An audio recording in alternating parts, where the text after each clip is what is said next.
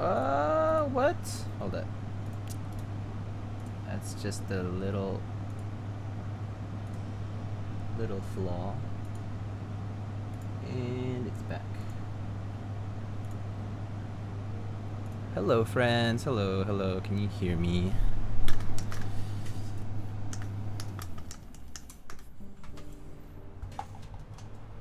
Sounds like we're in a plane.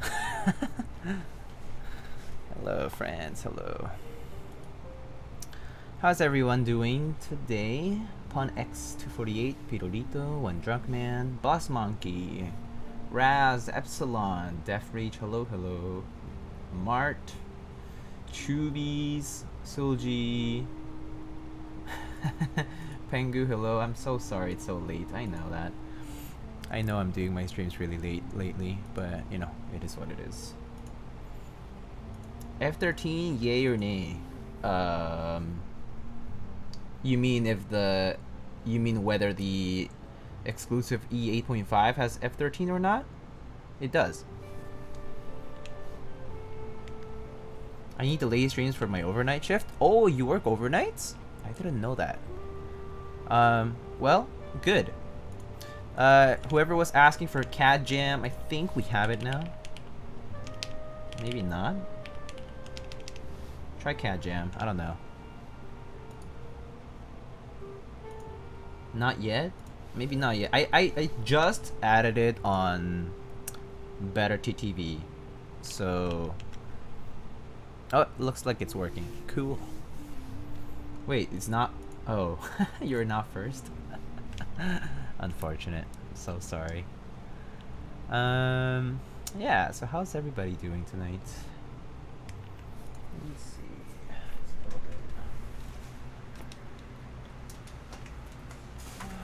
Alright. Not working for me.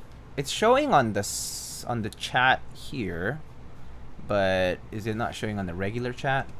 Is that what it is? Maybe try refreshing?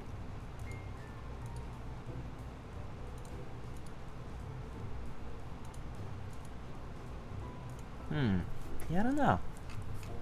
Well, I just added it, so maybe it takes a little bit to work, perhaps. In any case, you know, let me know if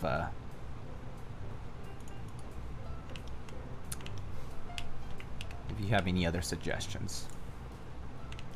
Okay, let me just confirm a few things.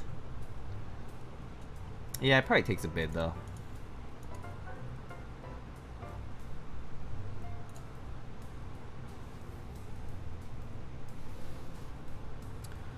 Okay.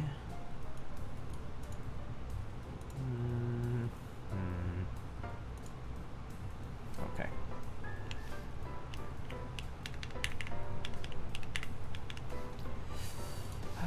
Let's just announce that I'm live some other places because I forgot to do that just now.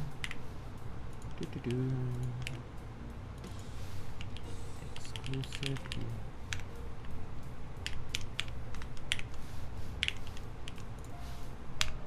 Blue good. Hey Huego, what's up, man?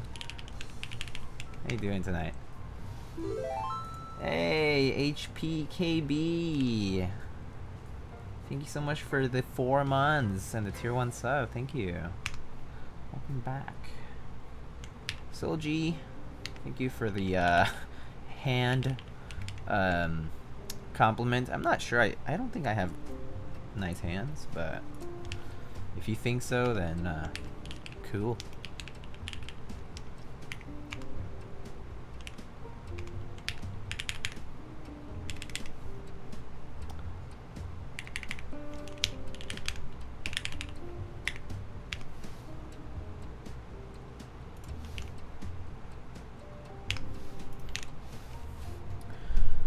Yeah. What's my favorite Korean instant noodle? I think if I were going for a classic, probably Shin Ramen or Chapageti. But if not, probably like there's a jjajangmyeon that's sort of like more legit called jawang. It's pretty good. But Instant noodles. I actually don't eat instant noodles too often. I have to be honest with you. I eat them maybe like once every, I don't even know, once every like couple months at most. But I mean, I guess sometimes I just, when I do buy them though, I do eat them like more frequently, but it's rare. I don't like crave them. Maruchan? No, Maruchan kind of sucks, honestly. It's good, but it's like, it was good when I was like growing up. I thought it was like, okay, that's alright, but it's almost like an emergency thing now. It's like, I won't have it normally though. It's like, alright. I feel like back at home in Mexico it was kind of like more normal, but yeah, I don't really crave it. It's my student meal? Yeah, I guess so. Al pastor? Is it time to call you? No? Call you for a hot take on a desk mat? I already did that once. Why am I supposed to repeat that again? What kind of content creator are you asking me to repeat something? Oh, streaming earlier? Oh, never mind. I'm not even online. Yeah, I mean, but even then. Hugo Keys is sabotaging. Nongshim and spam? Oh, and I mean, spam is good in like so many things, you know?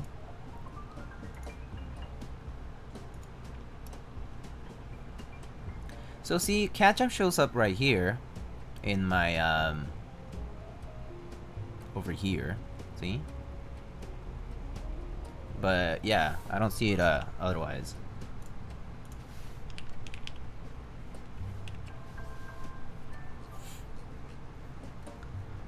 Alrighty, let's get started, shall we?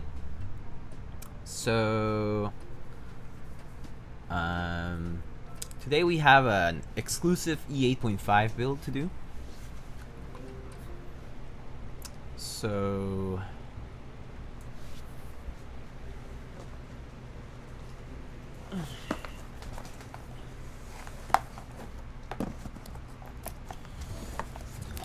here's our box. So in case you don't know, this is how the box is.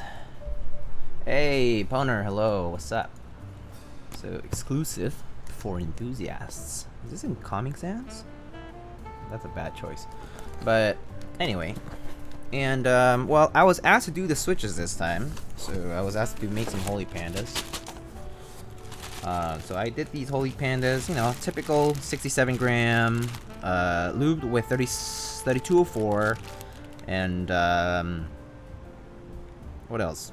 That's it. I don't lube the front legs for Holy Pandas, or actually any tactile. I don't lube the front legs.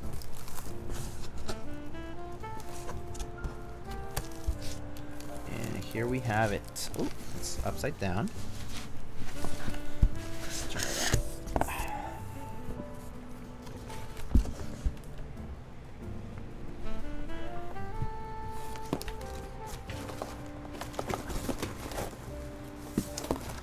Okay.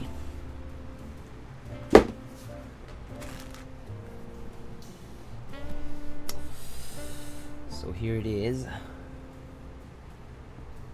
Jazz beats to cat jam.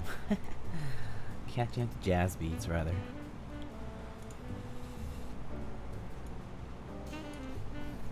Alright, so here is the box. It says E8.5 everywhere. I'm not sure if any other streamers have built the E8.5 yet. But yeah, I know that they've been shipping out there.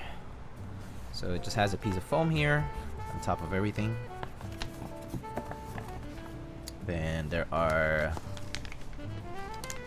a couple of PCBs. There's PCB 1. We'll use one, so I'll just take that out and put it on the side. PCB number 2.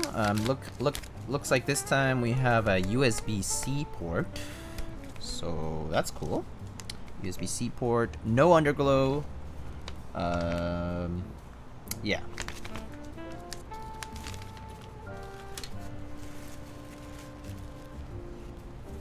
Some alcohol pads. Okay, that's cool. Soon TM sticker.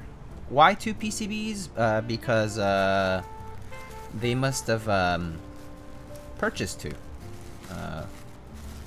This is oh, okay. Looks like this is one of the accent pieces in pink. So, is there anything else here? No, nothing else here.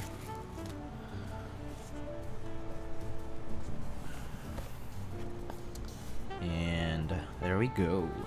This is the board. Have some gloves here, some screws and bump-ons. Oh, I wanna, hey man, thank you so much for the 5 gifted tier 1 subs. Thank you so much for being so generous. I'm not gonna use the gloves. I don't think I'll need them. And here we have our board. It came with gloves but no mask. Nice. Yeah, we don't need the gloves because, oh, cool little detail. Says thank you for your order.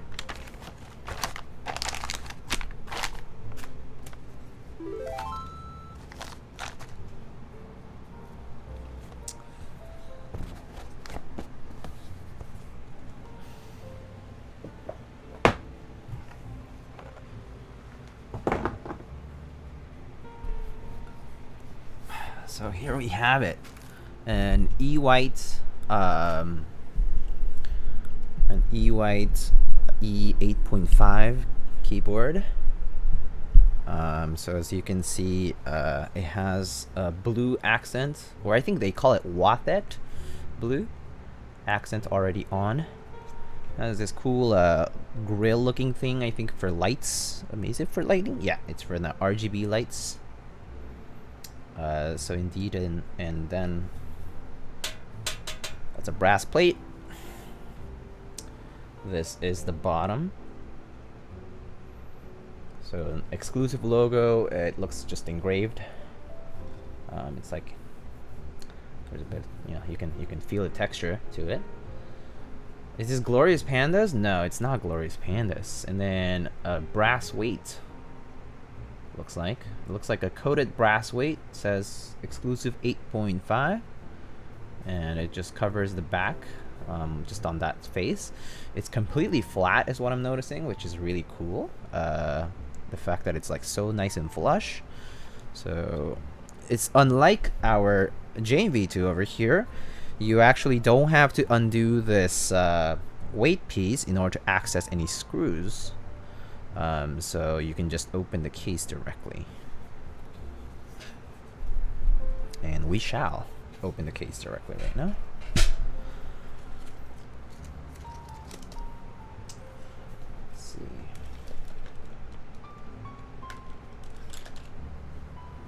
My accent is not flush in the top edge. Oh, I see. Alright, that's too big of a screwdriver. Just this one. Well, it looks like this one is, though.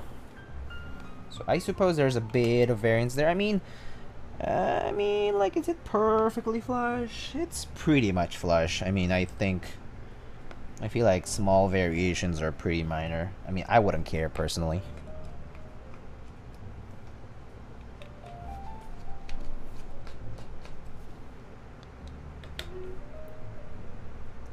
Oh, not the Toblerone, the accent on the top case. Oh, I'll have to look into that then. I haven't checked. Might not be perfect. Maybe it's intentional. It's not perfect. I don't know.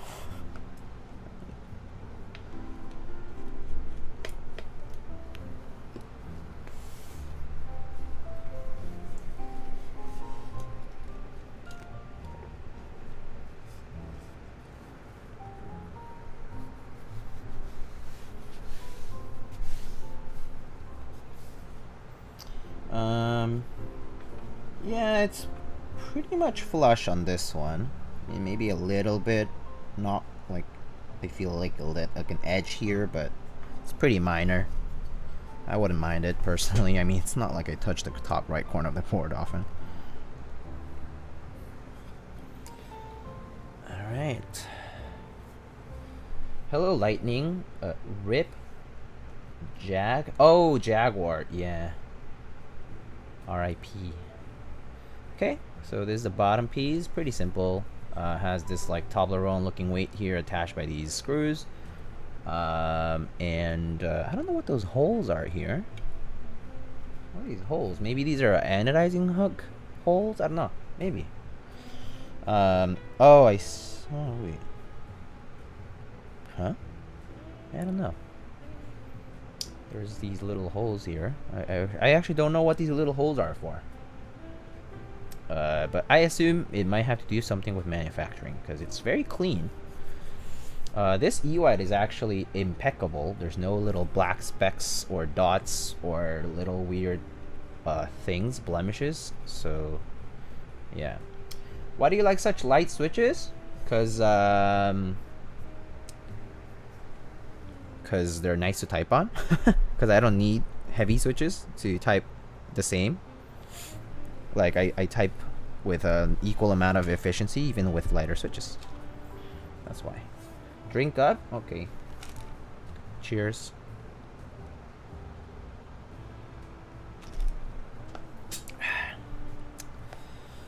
This is the brass plate over here. Looks normal. It looks definitely coated. So one thing I'm noticing about these brass plates now, they're smooth. They feel super smooth. Like this thing doesn't have any texture at all. It's just so smooth. It seems like they blasted it, and then maybe they actually apply it even more. Like they blast it with like even finer media, and then they coated it on top. So basically, any texture is not preserved anymore because of the coating. But it's like that on both sides, so it's probably protecting it from tarnish. I know that older exclusive brass products would tarnish pretty easily because they were raw. It looks like they changed it up this time around. Hello, Lightning. It is Tree Leaf. Hello, Tree Leaf. It is Lightning. Where am I located? I am located in New York.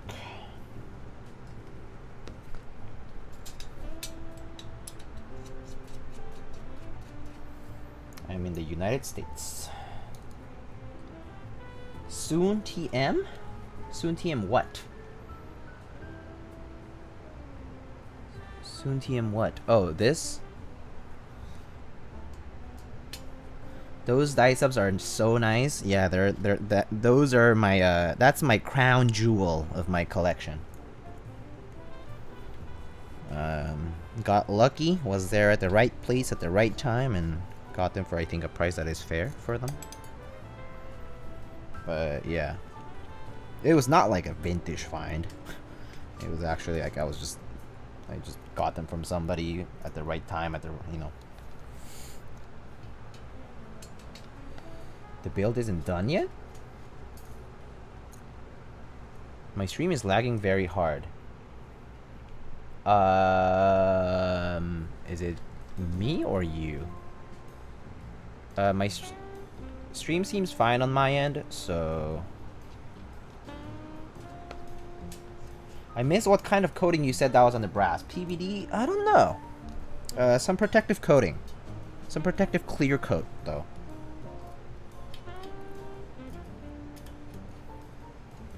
I'll check.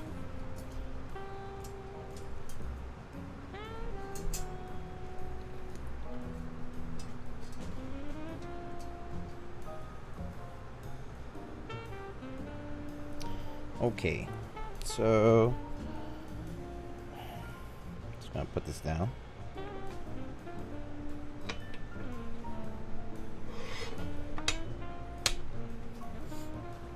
Okay, so there's the plate. Oh, there we go. A little cutout here for the RGB portion. Looks like ISO compatible. Has an F13, as you know. Split backspace, able, universal bottom row, split right shift, step caps lock. Are you part of the Gateron gang? What do you mean? What is that supposed to mean?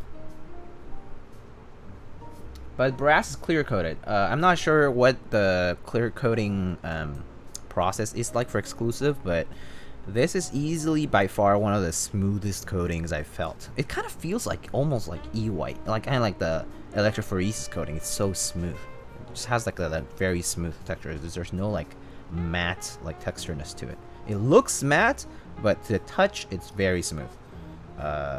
So yeah. Are you part of the Retooled Black gang?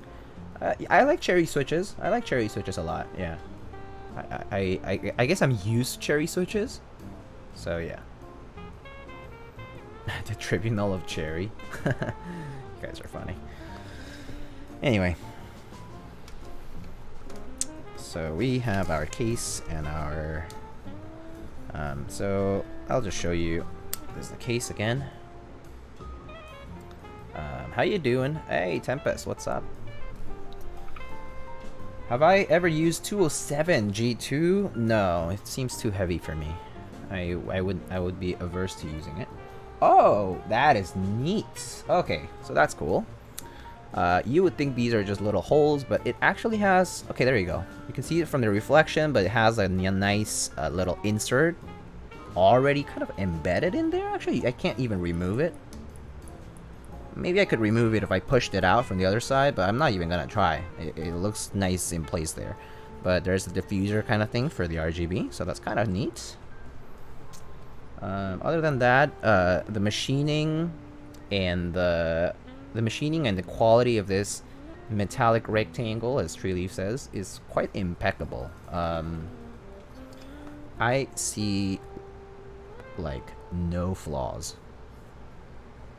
Even on the inside, like no dusting, no weird blemishes, no weird... I mean, okay, there's a minor blemish here, but it's probably from the hooks, actually. Yeah, it's probably from the hooks. There's like a small... it's like over here. Probably from the hooks, but other than that, literally nothing. This is really nice. So, I actually... I really like exclusives boards. I highly recommend pretty much all of them. I like the E6 V2 that I used to have. I had a E6 V2 for a couple of years, and I really enjoyed it while I had it. I've built an E6.5, and it was a phenomenal board. It sounded really nice. And now E8.5, I don't think I'll be disappointed. I'm actually very much looking forward to building this, because it's just the top bottom matching is perfect. It's lined up. The seams are clean. There's no weird specks. There's no dusting. I would be really happy getting this. I don't think I can complain with this. This looks really nice. So let's get on to the build, shall we?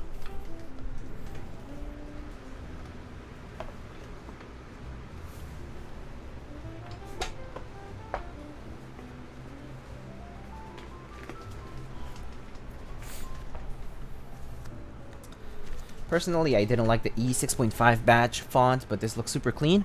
So back when... let me show you something funny. So this is something I kept from my E6 V2. I didn't want to send it out because I was like, well, this is useless for other people. So I was let to have this, my Lightning XI badge from my E6 V2. I just keep it on top of my monitor to remind myself who I am and where I came from. Just kidding. But yeah.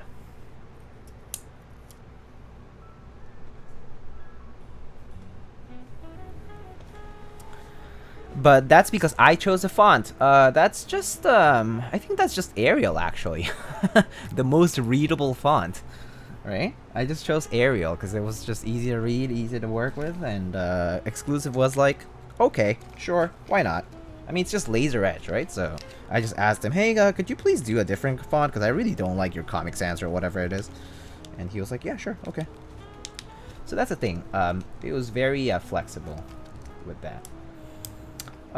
Let me see. How much Don't think exclusive ever said what kind of clear coat other than it was sandblast versus clear coat. Yeah, I don't think it was ever said. How much was E8.5 at Group Buy? We can check actually.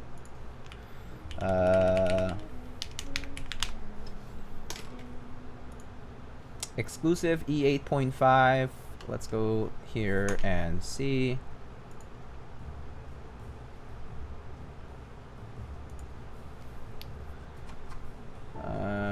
There's photos. Where's the pricing?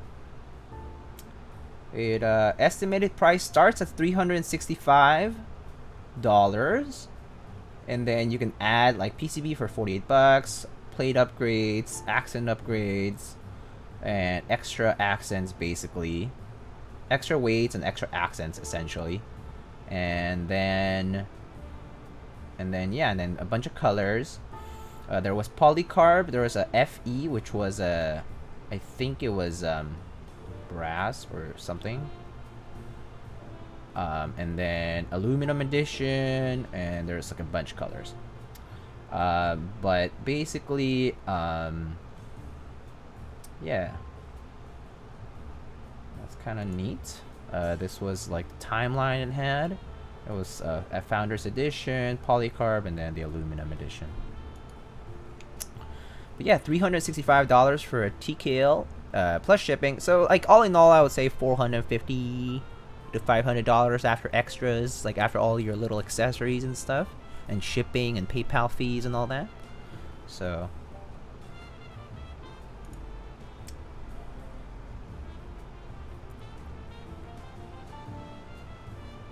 and then okay, let me just go ahead and answer some questions. Out of curiosity, why remove the Windows key? Who was that asked? Lizardan. It was just it's an aesthetic choice. It comes from vintage keyboards. The thing is, there's no problem with removing a Windows key because you can remap. I, for example, remap my Windows here. I put my control here because I never use caps lock, and Alt is Alt. That's it. Aesthetic choice. Moving on. E8.5 is very nice. Yes. How do you like the E6.5 sound? I like it very much. I just thought it was like nice and deep, and it just sounded really good. It sounded and felt really good. But that was just me. I personally didn't like the E6.5, but yeah, we talked about the badge already. Even before exclusive gets flooded with requests to change fonts on all upcoming boards. If you guys ask to change the font, maybe you could suggest to change the font overall, because honestly, like Arial or Times New Roman honestly would look better than Comic Sans or whatever MS font or whatever it is.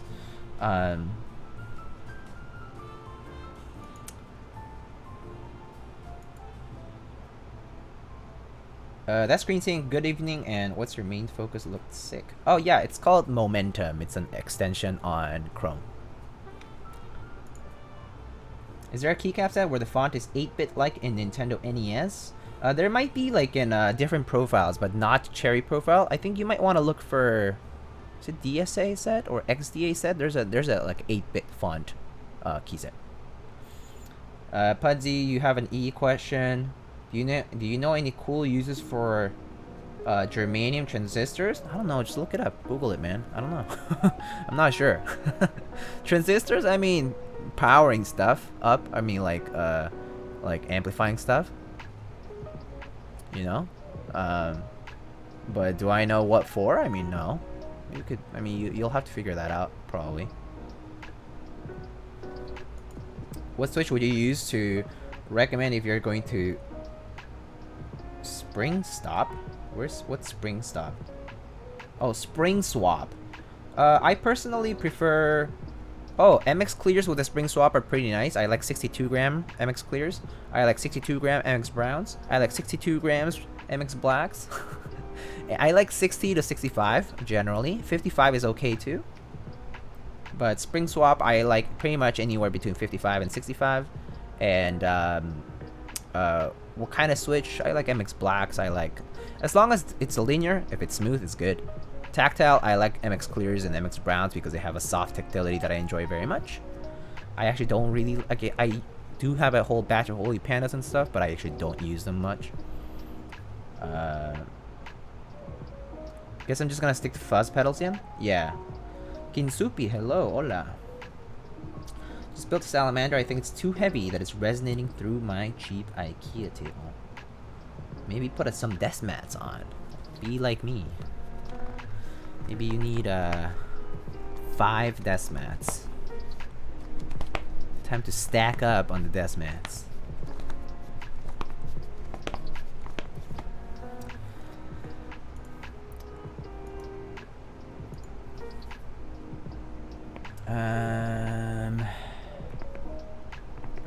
I have a desk mat already. I think the Holy Pandas is cool. After I made them, I feel like the hype wasn't worth the outcome. I did it because I like the idea of it too. Not the hype specifically, but just the idea of it. And then I figured it was just too tactile for me using Holy Pandas. Does stacking desk mat change how it feels? No, probably how it sounds. Not much how it feels, no.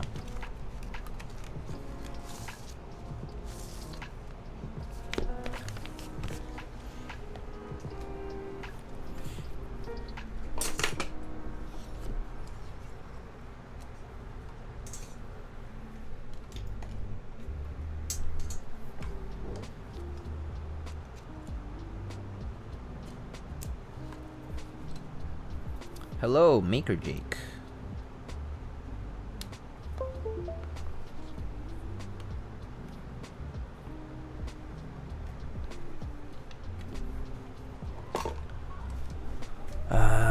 Let's see if this works.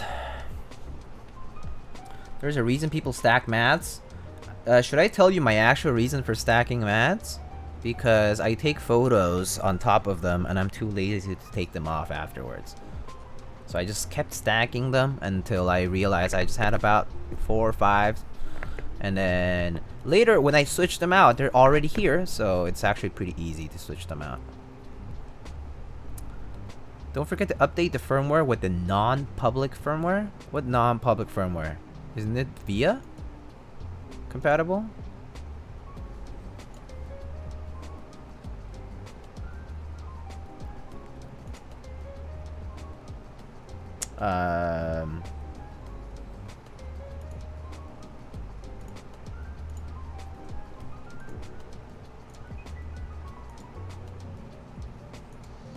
Okay, this doesn't have VIA on it.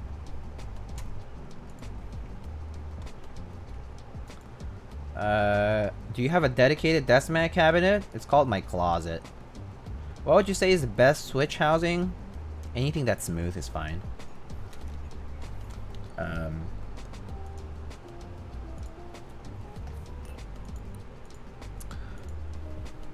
Yo, Toki, what's up? Do you happen to know how to add more layers in VIA? Add more? No, you can't add more layers in VIA. You get the layers they give you. Because it's up to capacity of the it's up to the capacity of the chip. So depending on the size of the board, you're gonna have different capacity and different also depending on how the firmware was compiled. So if you have 3 layers, then you only aren't there like 6 layers though? No, not necessarily. Some boards you can only have like 3 layers. Some boards you can have 4. Some boards you can have 5. Some boards you can have only 2. That's because it just depends on how much memory it takes on the EEPROM. I don't think I have to explain it because it's actually, if you go to caniusevia.com and you look into the documentation, it actually says why. So you should be able to look it up. And thanks for the link, Silly Pairs. Soldered, E8.5 soldered via. Okay, alright, I'll use this. I hope it's not a hack. Is my computer officially gonna be broken after I download this? If you guys see the computer, like my house explode or something, and like, you know, I suddenly go offline, you can blame Silly Pairs for it.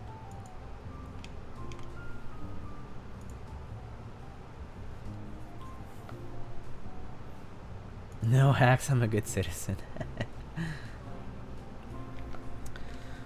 Anyway.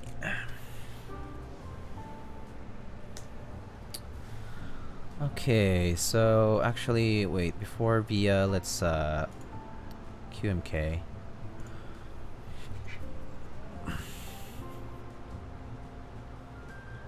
Is there a button on this? Oh, here it is. Alright. QMK toolbox. Is it opening up yet? Okay.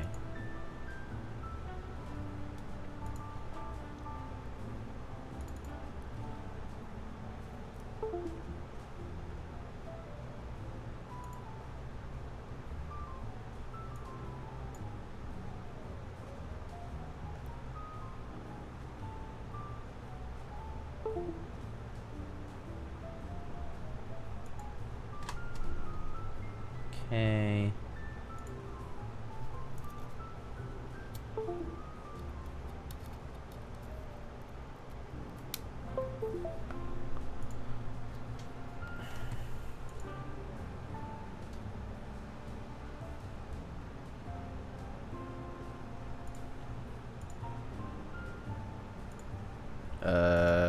It's not showing up on VIA?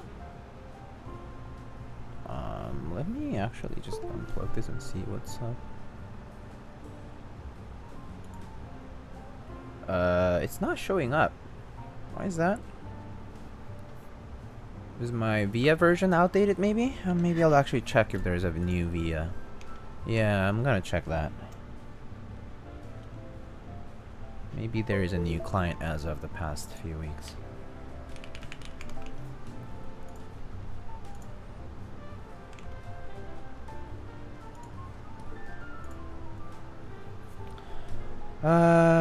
I have the same one. I have V1.3.1. So that's kind of strange. I have the same version. That is the file I used on mine. Okay.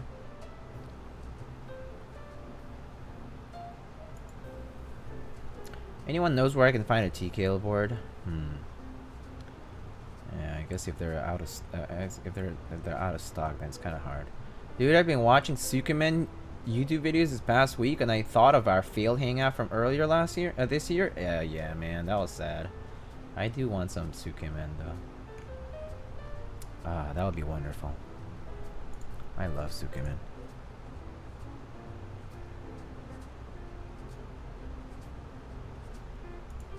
Nope, nothing. Let me try flashing it again. Flashing it with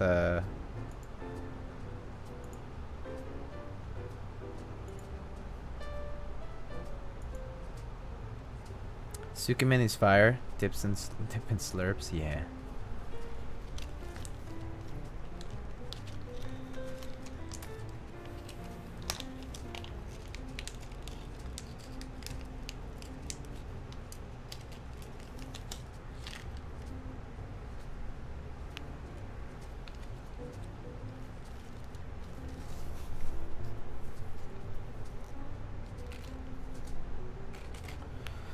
Okay, it opened up.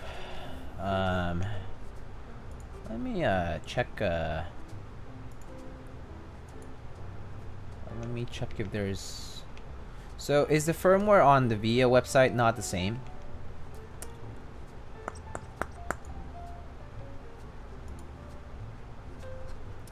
Because I'm looking here. The VIA site is only for the hot swap board. Oh, So this is a solderable version. Okay. Let's try again then, I guess. There's no harm in trying again.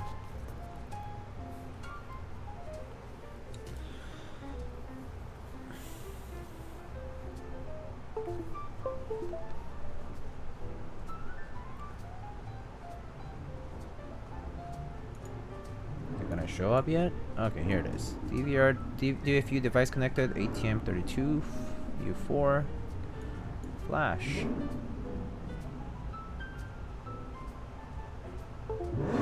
Huh?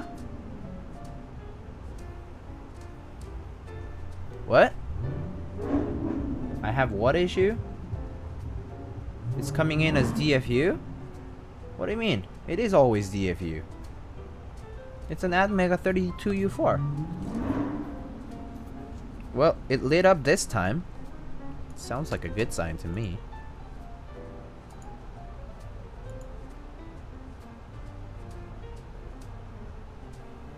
Is there someone revving? Yeah, outside. I had a weird issue with that driver and had to uninstall it. Tell the bro to chill? Too far, too lazy. What driver? How do I do this?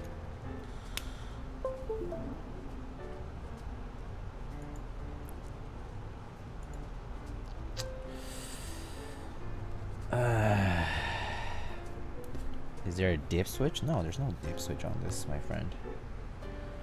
It's okay. Alright, let me check my QMK drivers then. Hold up. If it's a QMK issue, that's annoying. QMK maintenance is just so slow. Should show up as E8.5 solder when you connect it. I mean, yeah, it doesn't, so. Okay. So, driver issues. Let's see. Driver issues. Let me go ahead and check.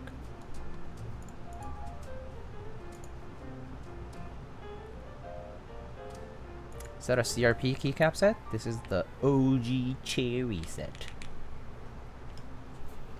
Go to device manager. Oh, and uninstall the driver. But then don't I have to install the driver again? Hmm?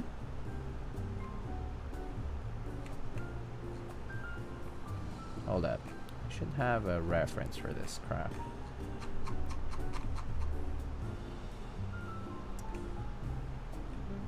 QMK. Huh? What the? Nah, it should be picked up as... So you're saying that Windows can install the driver again on its own. Okay, cool. So let's go back to bootloader mode. Go to my device manager. And uninstall the driver. Okay.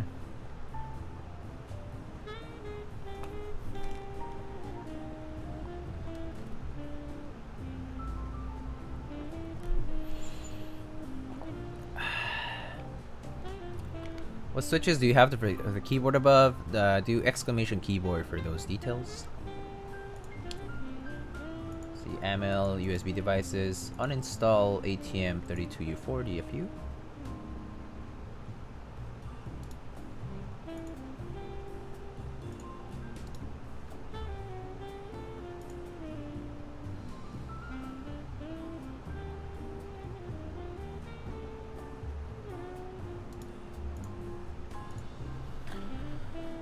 Okay, I uninstalled it, so I'm gonna just unplug it, plug it back in,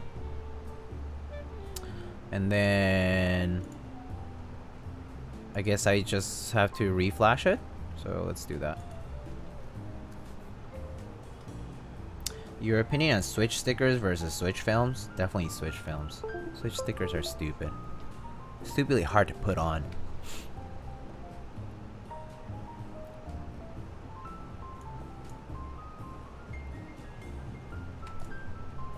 Okay. So my QMK here tells me that DFU device connected.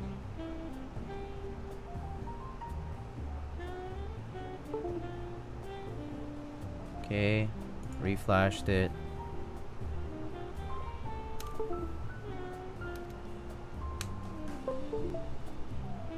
I mean, it's very clear that the device is working somehow, but it's just not being detected on VIA. You sure this is just not on VIA? Is that what it is? I have a feeling that's all that it is. That's annoying. It's definitely on VIA? So, I don't understand what this McMerlin thing is you're talking about. I uninstalled the driver for the ATmega32U4, which is... Yeah, this is kind of irritating. It's like, what did they do that it's like different? Hold up.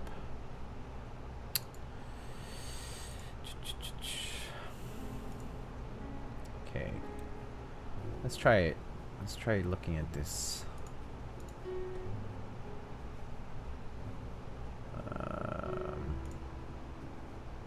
Mine's picked up as expected? Alright. put my keyboard in bootloader mode again. Go to my device manager. See what's up.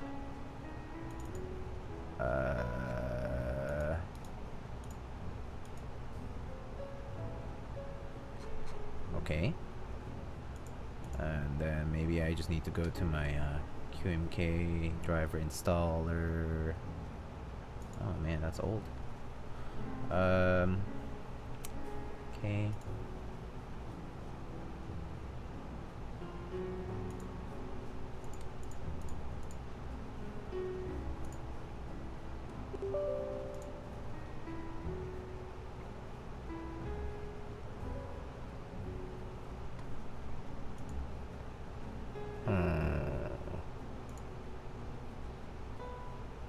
Hold up. QMK driver installer. Install connected drivers .bat.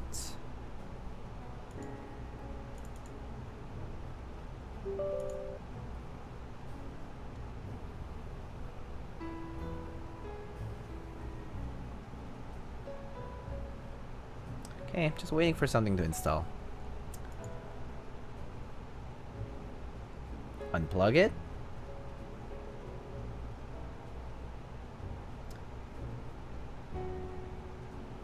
You need to restart your computer to reinstall the driver. I'm not gonna do that right now.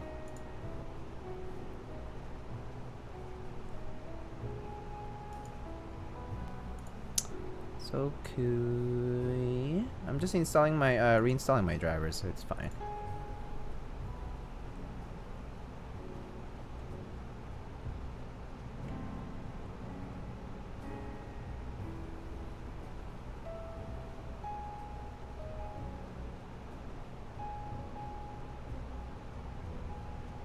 Oh, cool. Thanks for the JSON. Okay.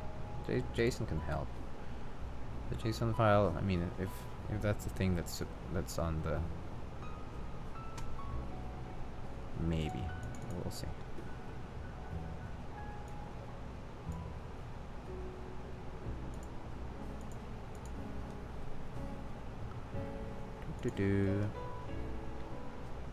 In stock is never in stock for long. People are kind of, I think, I'm not sure if people like... Yeah, I mean, you just have to wait for a new keyboard to be out. I mean, personally, I would just either buy aftermarket or get it on group buy. But in order to do so, you just have to wait.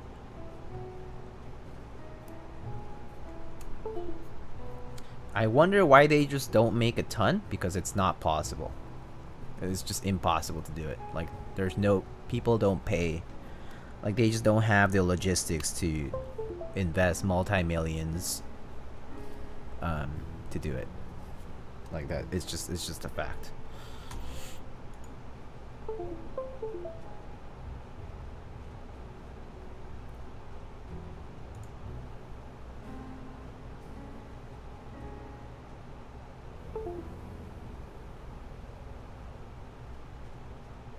Alright, let's see. Let's check VIA again. I just reflashed it after I reinstalled the QMK drivers. So maybe this time it will work.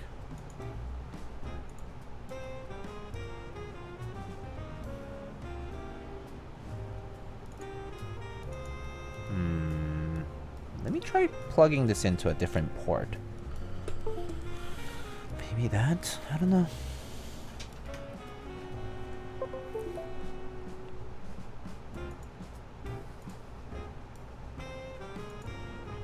Oh, there it is. Okay, here it is. Is it my USB hub? Maybe. I don't know. Point is, it works. Where's my tweezers?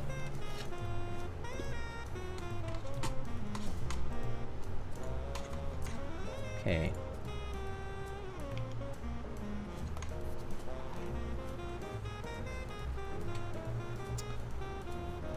So what was the fix? I just plugged in my USB cable to a different port. Or maybe I reinstalled my drivers and it worked. I don't know. Could be either. Do I know what it was? No, I don't. It's either or. Try both.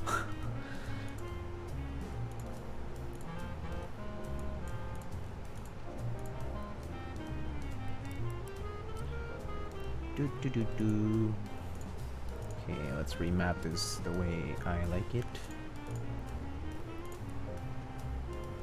It's fine. And let's test the keys.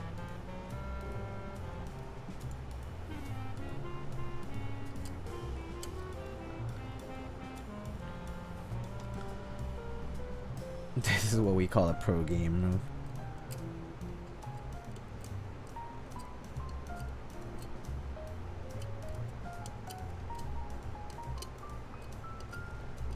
Oh man, those pads are awfully close to the edge.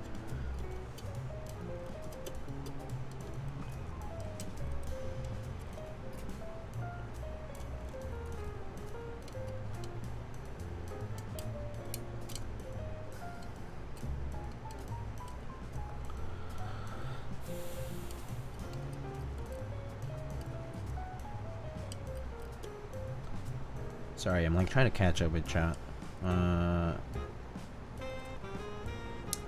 Let's see. Someone was talking about like why can't we have good things in large quantities, right? Yeah, you have to just wait for pre-orders though. That's basically the way this works. It's not about hobby being a gatekeeping thing. It's just logistics not being possible. If they were like if we could actually have like a ton of keyboards made at a time, which I'm talking about like thousands of them, I'm sure Keycaps would have already done that. I'm sure a lot of other keyboard vendors would have already done that. It's an opportunity to make money. Like, why wouldn't they have already done it? But they don't do it because they can't. They legitimately can't.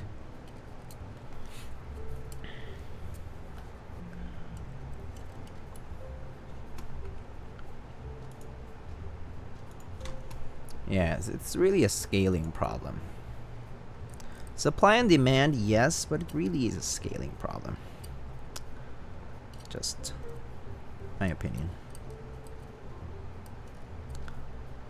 I think business expenses are much larger than you think. It's not just about buying and selling.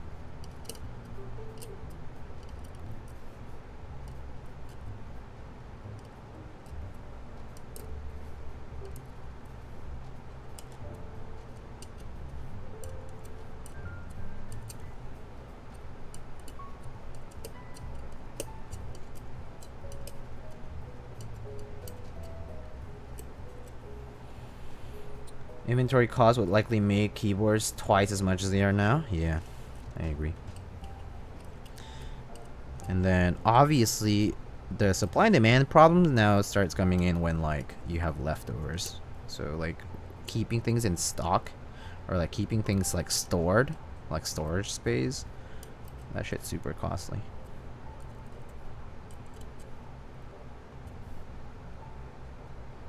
Even if you're like a sole proprietor of your own business, like sole owner of your own business and stuff, it's still pretty expensive to keep things in store. Like it's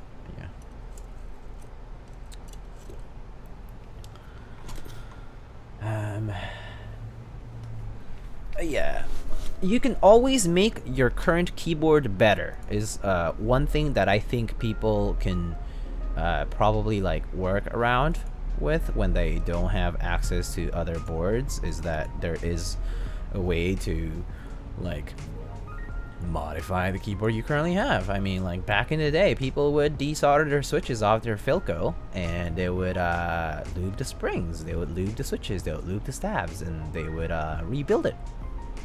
You know, people would do it. It's a risk.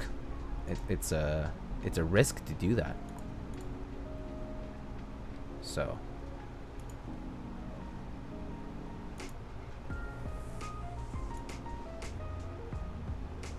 yeah, this is bright. Turn it down a little.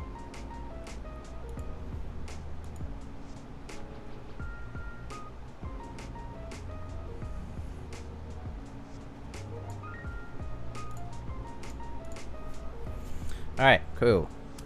So this works. Alright, sorry about that. I got distracted with this. Oh, I'm so sorry, Tree Leaf. Missed ya. Well, have a good night. Karshi, hello? Took me tries one day, didn't work, then plug it in the next day, miraculously shows up on Via. I wish I had more money to buy boards. I'm sure companies also think the same thing. I wish they probably wish they had more money to buy keyboards. And to make more keyboards. One person doesn't want to QC 5,000 boards, yeah. I want to build my first custom keyboard because I'm tired of defective off-the-shelf boards. Yeah. Most people who are in the hobby have waited like a while to get their first actual boards and stuff. And if they don't want to wait, they just go up to aftermarket and purchase something from there too. There's a lot of quality boards though that people ignore because they think that they need to get the best right away. Which I think is a mentality issue. But there's a lot of stuff that's quality that's pretty price accessible even in the aftermarket.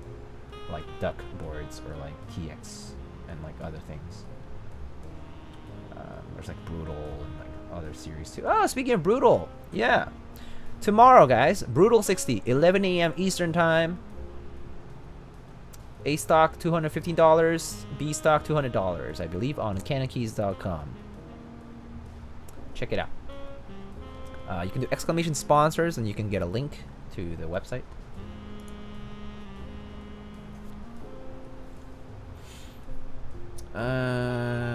Let's see. Keyboards kind of got bad rap in the manufacturing industry. Do they? If they were mass producing, QC would be nowhere as good. Okay, drops likely the closest thing to getting in-stock boards all the time, and you can see how that quality is. Yeah, springs are always kind of loud unless you lube them. Yeah, that is true. Buying a board every month, not to move? Yes, not to move. You can always make your current keyboard better. I agree. I said that. I built a KBD 75 V2. KBD 75 V2 sounds so good, right, Kimchi? Yo, Kimchi. KBD 75 V2 sounds amazing. It's such a good sounding board for what it is. It has this like hollowness to it that really sounds good. It has like this thocky, hollow sound to it. And like every time I build one, I'm like, man, if I could restart this hobby all over again, like back, you know, in like 2016 when I first got my first board, I would have just like, and like that was available, I would have been like, oh, that's it, done, easy. Favorite switch? I have a FAV, like favorite switches command. You can just type that too. If you're able to take an order for 5,000 boards, you should also be able to scale up the amount of employees you have when they come in. Yeah, but you know, right now, like, look at Keycult. They're doing a few hundred boards every time they do a buy, up to 400 boards, and it's still just 2 people. It's still just 2 people. 2 people in the shop, you know?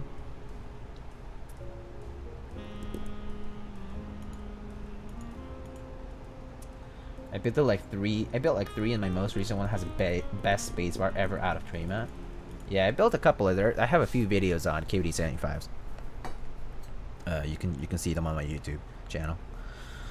All right, PCB works. So let's get onto the stabs and let's get on to doing all this work. So I need to get to my stabs.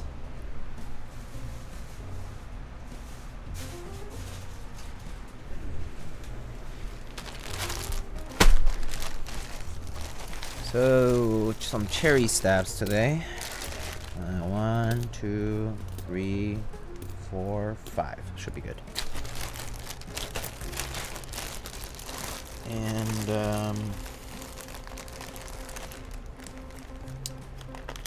we're gonna need 1 7U wire. Maybe let's keep a second one just in case.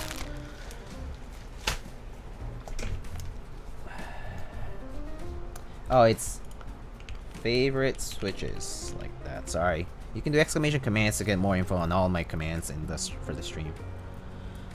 Creams and brass for the 75E2 is a move? Huh, interesting. I'm not huge on brass plates anymore, but I do have a few boards with brass plates, so. And I like them. I actually like them. A Durox stab better than cherry? Definitely subjective, but I would say that they're smoother, off the shelf, sort of. And they're also, you don't have to clip them. And, yeah. Durox is for poor people. Yo, Jack Static, what's up? Bro, that Pocky. Yeah, I know. Dude, I got it as a gift from Hello, when I met him IRL when I was in Illinois, trapped in the middle of the winter.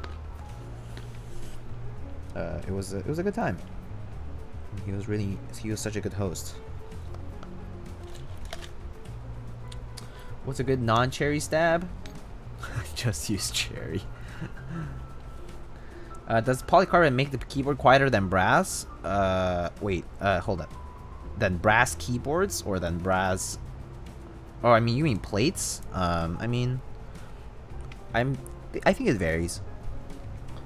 But brass in general is gonna be pretty clacky. But some people actually think that polycarb doesn't sound really good and brass actually dampens more. So I think it depends on the switches you like get and like how you like modify them.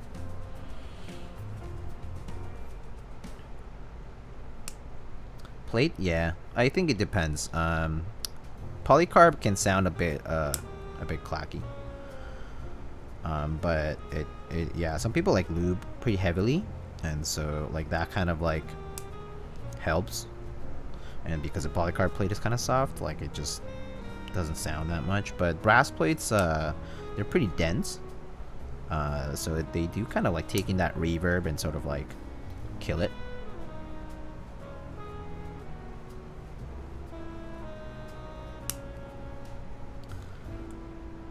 I wanted to meet you, but I was too nervous to ask.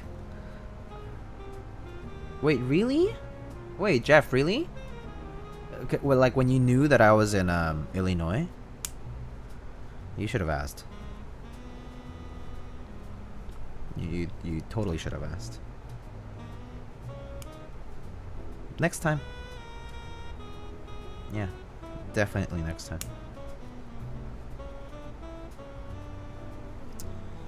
Yeah, there's a few people I missed there. I didn't get to see, what's his name? 3-ton Jack. But he now moved to the West Coast, so probably will have to go to the West Coast to see him.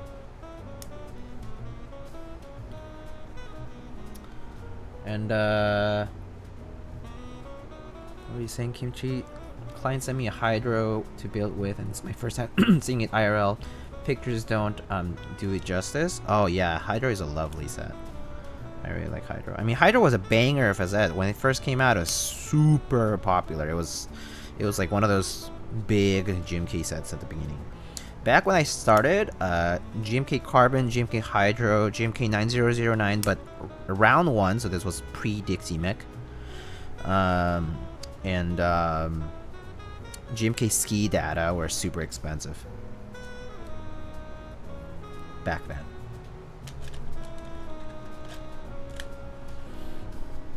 And back then, $300 was like, oh my god, price for a GMK set. FYI, it was like, what? Sold for 300? Now it's like 300.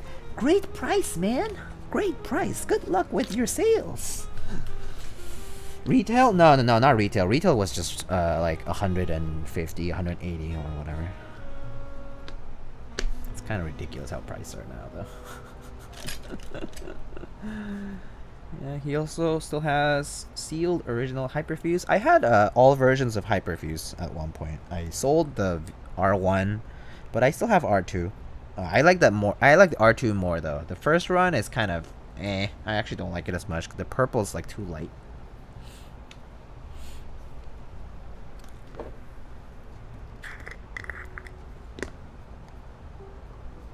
I sold it at cost too. I think I sold it at like $160, something like that.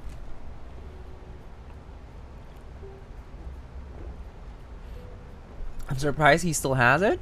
What do you mean? I mean, I still have sets from back in like 2017. I still have GMK Carbon Round 1. That was 2016. I mean, they're good sets. Why would you get rid of them? What's the issue with having them after like 2-3 years or 4 years? I mean, sealed, like he hasn't used it. Yeah, that's kind of a shame. Yeah. Yeah, I don't think I have any, do I have any sealed sets right now? No, I don't think so. I think I pretty much open all of them. I think I actually open all my sets as soon as I get them anyway, so. Because I want to see the colors in person. So I never keep them sealed. There's no reason to. Resale value? Don't make me laugh.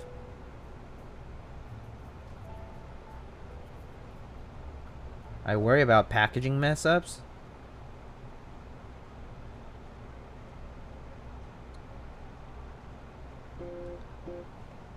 What do you mean? Oh, the new trades. Yeah, the new trades are pretty bad, huh? Yeah, the new trades are very sad.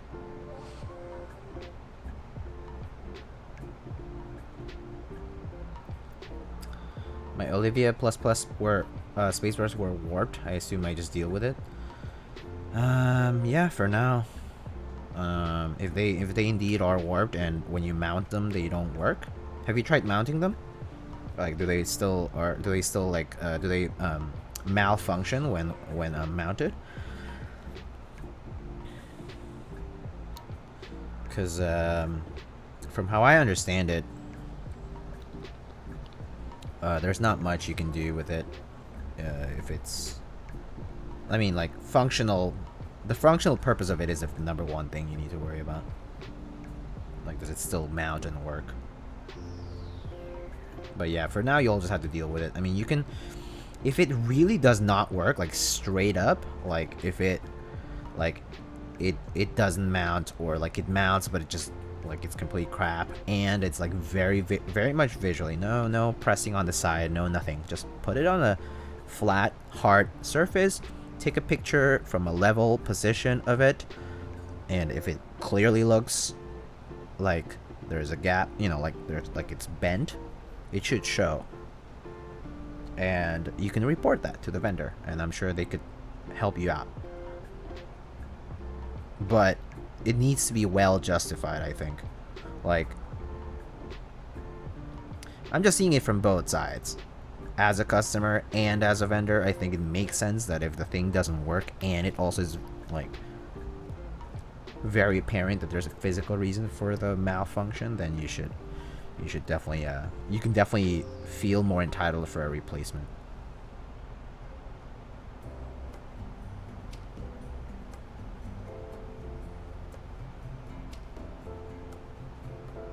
Do you think GMK is getting told from vendors that they need to fix their spacebar quality? Yeah.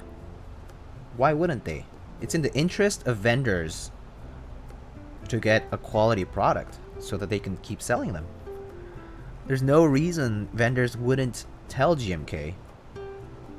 It really is up to GMK at that point. Like,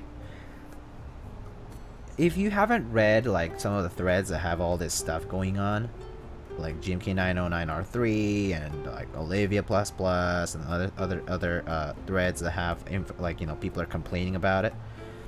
Basically, like, their thing is there's no guideline, there's no, like, yeah, there's no standard or like guideline or like some sort of like physical measure from GMK, okay, that says if the warp is vertically, you know, off by point whatever millimeters, then this is considered a warp spacebar. There's no definition, essentially, of a defective spacebar. And because of that, they're kind of like washing their hands. I mean, I'm not accusing, but in a way, they can, right? So vendors right now are demanding for them to come up with a standard of quality, a quality standard where they can like define like a fine, like, you know, set a line where customers can say, okay, I took my space bar, I like tried mounting it, didn't work, and then I took this photo and, you know, I like grabbed a ruler and measured it and it was off by about this much, and I think it qualifies for, you know, a replacement. They just don't have that guideline. You would imagine they would QC better, but the thing is, it's plastic. It behaves in ways that you sometimes don't expect it to, and I do strongly think, like, I very much think that it's that GMK, like, their production has gone up in quantity by so much in the past year or two. Like, you know, they're producing thousands of sets, right? So we're talking about millions of keycaps. That, yeah, it's physically impossible to QC that quickly for that many things, for the, like, you know, that big of an amount. And so they're dropping the ball. Yeah, they're dropping the ball. And we as consumers have to really, like, vendors included, you know, we have to force them to go back to the drawing board and figure that out.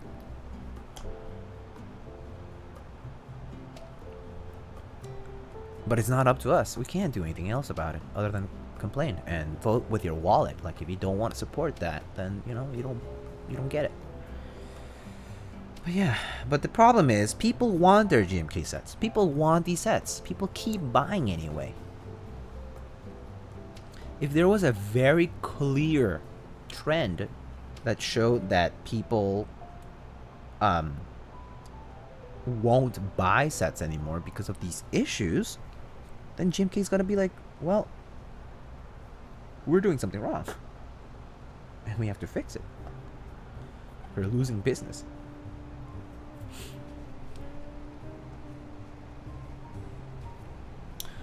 Got my first GMK set, white and black, and I was so disappointed. It seemed overhyped. It's not, yeah, I mean, it's just a classic, right? It looks very plain.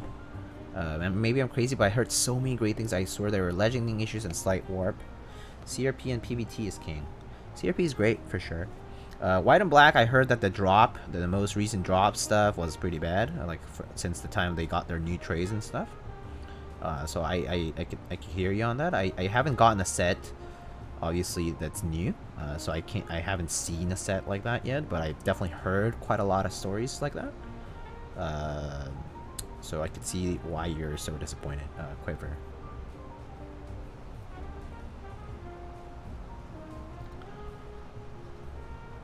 How about those first love sets? The first love sets that have that, like, that's not warping. That's straight up melting or some shit. That is a different issue. That's more like a packaging issue, or like they either like did the shrink wrapping too hot, or they did it many times without knowing what was going on inside, like a black box, or maybe in shipping, like, you know, something wasn't like in scalding metallic thing at the airport, or I don't know, right? No one knows. No one knows. The bottom line is they came in like that, and there's an error somewhere in the pipeline. And I do think that it could be the packaging. It could be the shrink wrapping, because they could shrink wrap 2 times. You need to apply heat to shrink wrap.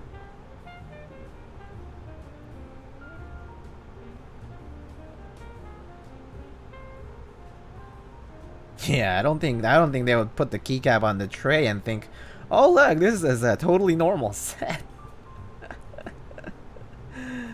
Oh man, imagine.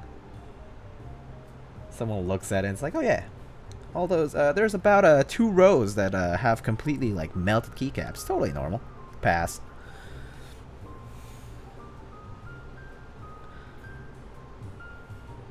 Trays are poo-poo. Yeah, trays are so poo-poo. The new ones. Potato trays. Trays are potatoes. Warp on ABS is not uncommon. I guess that's true. It is true we have more eyes on things now, but I mean, there is an issue. There is an issue, okay? Like, there is an existing issue. The question is, how much more can we tolerate? And how much more will it take for people to actually start reacting with their money, like with their wallets? Like, how long will it take for economic forces to actually like market forces to actually act on things? Dennis Brochill, thank you so much for the tier 1 sub.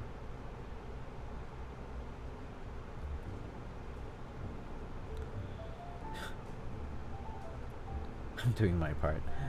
There are no good keycaps nowadays except for nowadays except for GMK Warp, EBT, Super Warp, Infinity Warp. Where do you even get keycaps anymore? I don't know if everything. I think that's a bit cynical.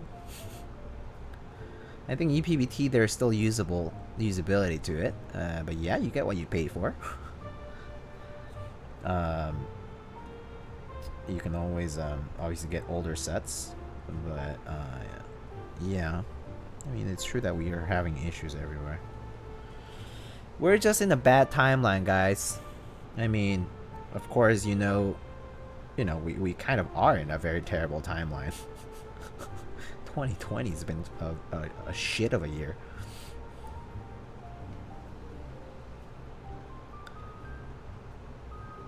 Say market forces again? Market forces. Market forces.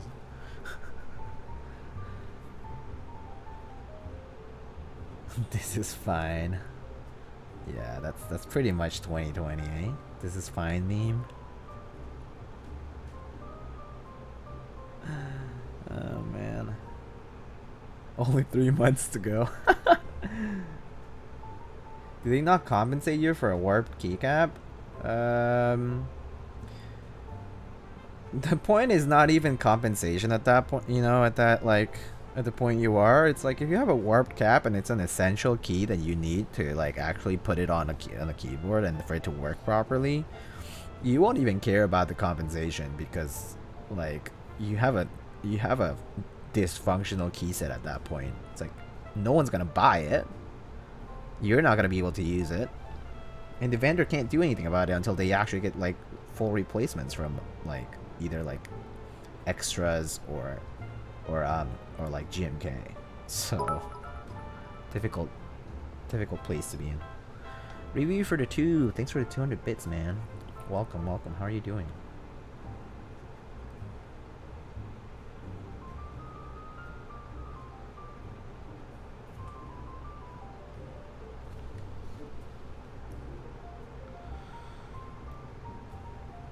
Am I a SoCal boy now? We're in a time where people chain complain like Warpage is not that big of a deal, and if it is, you don't buy.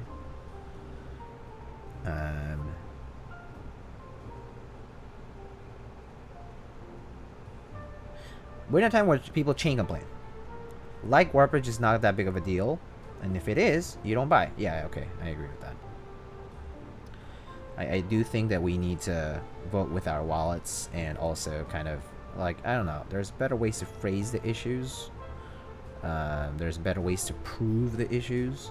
I think there are problems with the way some people are like measuring things, like putting 2 space bars against each other with your fingers, and on one end of the space bar is not measuring how a space bar is warped. It doesn't really show that. It's not to mention it's actually hard to keep it like hold on to it like that. So it's not accurate. That's what bugs me the most. It's like people think they're proving it in some sort of qualitative fashion, but it doesn't prove anything at all. Like, post videos then. Like, post videos saying, look at my spacebar here. I'm just gonna take it, I'm gonna put it on my keyboard where I have a working spacebar that just works fine, so it's not the stabilizers. And now I'm gonna put this spacebar that I think is defective, and you put it on, and it just doesn't work. And then you're like, well, you see now it doesn't work, so we can safely conclude that there's some issue with the shape of the spacebar. Oh, science.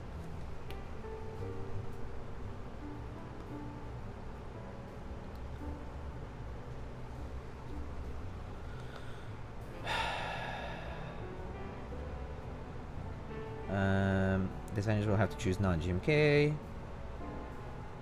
Yeah, it's tough. Chubies, have you experienced a variance in sprit spring weight?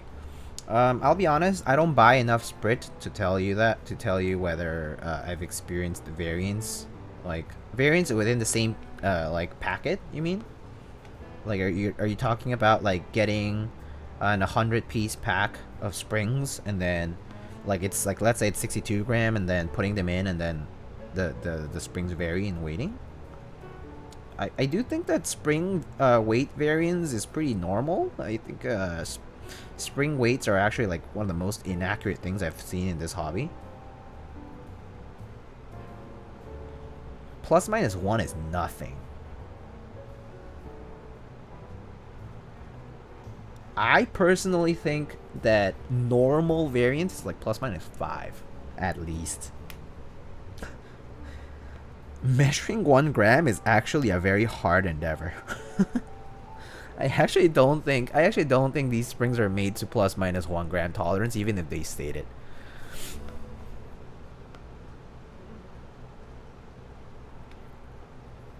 Yeah, Gateron and like Cherry Spec are like ±10 or 15. Like, that's what they claim. Like, you go to the data sheets and that's what it says.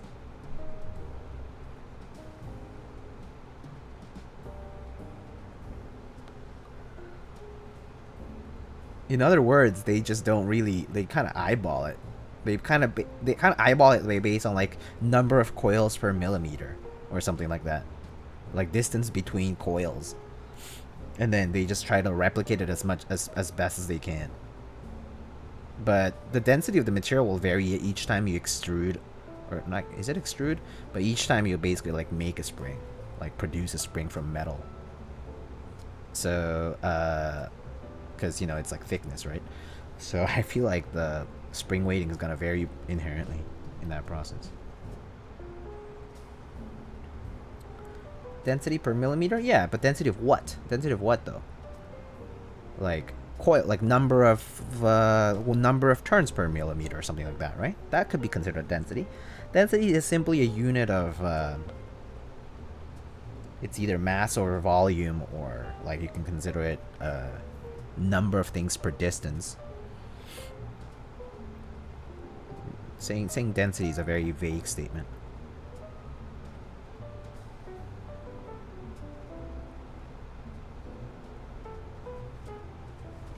Density.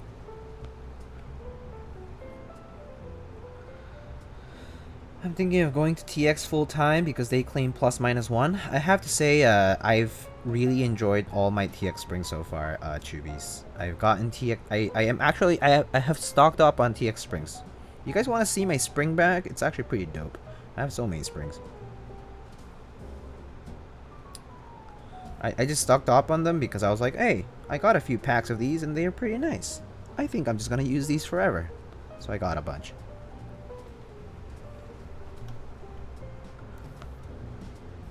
They just work. I just don't want to spend more money on things that I feel like they're alpha test. I don't want to alpha test for people. Like, people are like, oh my god, look at this interest check of this new product where we never have ordered any prototypes and we tried maybe like 3 springs or like 3 switches. We got samples from the factory.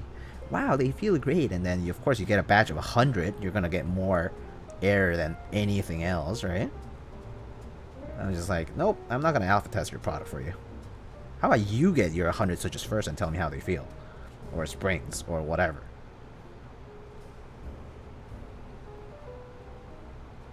It's not my responsibility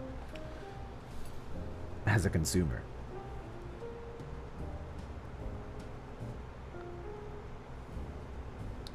Are you talking about bobbings? I'm talking about just like products in general out there.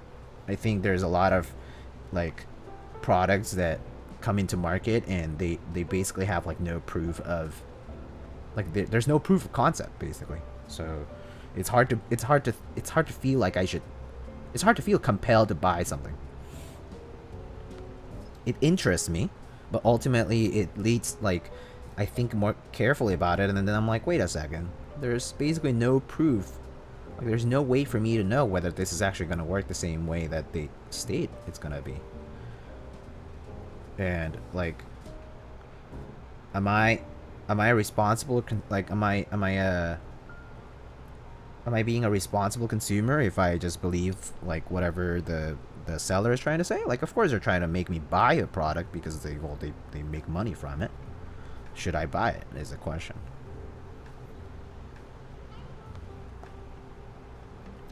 Do you think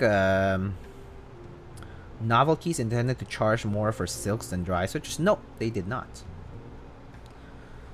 Novelties is... I know that I'm a sponsored person from Novelties, but I genuinely share a very candid and honest relationship with Mike from Novelties. I've met him multiple times in real life before we even actually talked about like a sponsorship sort of situation. And yeah, he actually was the one who offered.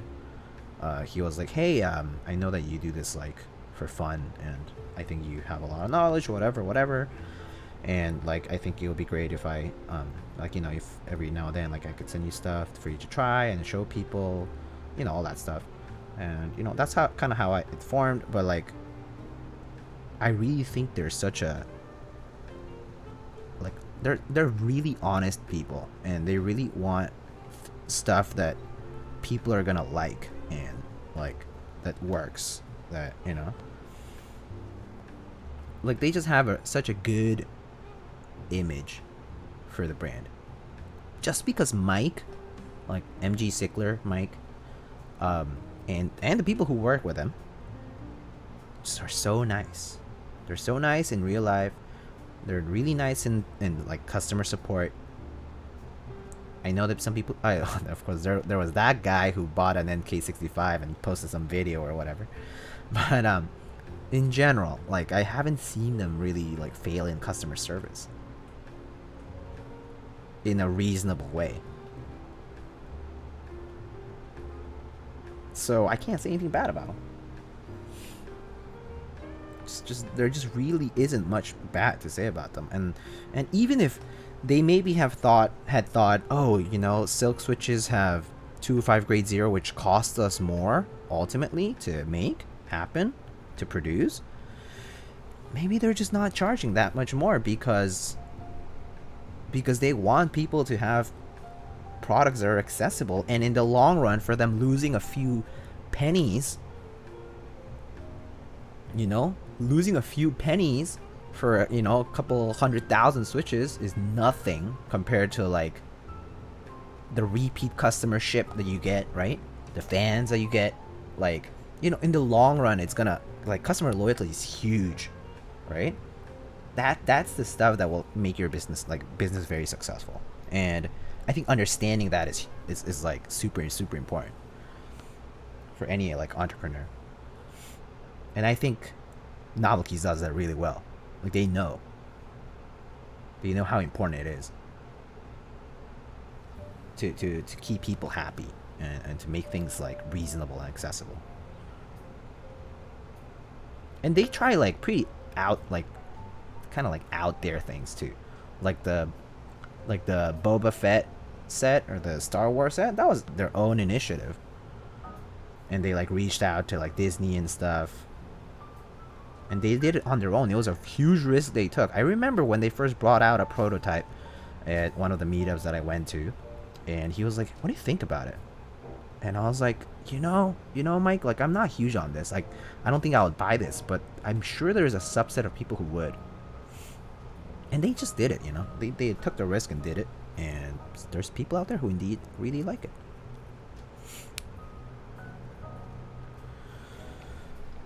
Anyway, can someone tell me the difference between 14 and 16? Only have different experience with spritz? Wait, 14 and 16? What is 14 and 16? I'm sorry.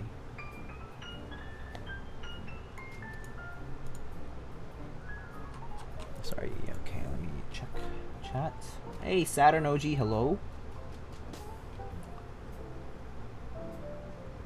Oh, millimeters. I actually don't know. I haven't tried like the new length of springs.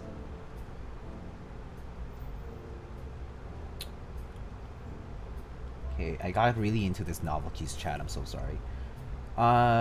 Linus Tech Tips, LTT did a video to see what the best mechanical switches are, and the LTT Media Group said the best tactile switch is Cherry MX Brown. MX Browns are GOAT. MX Browns are great. Just saying. I just realized that you use the mat to put stabs on. That's so simple and I'm so good. I'm so dumb with Lord. Yeah, because I don't want the death mat to get stained with like lube. Mike gifted 100 subs on Teja's subathon. Oh yeah, I remember that. It's just amazing. Amazing guy. When he was getting those threats over the NK65, I literally reached out and just sent him an email about how much I appreciate him. Yeah, he's so nice. It's so sad that people do that kind of stuff to him.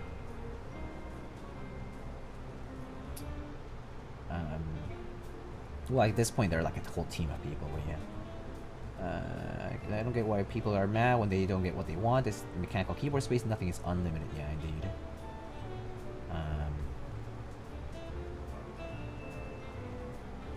Thoughts on the 808 ink? If they're really going to be the same as regular Gateron inks, I think you can't really go wrong with them. I think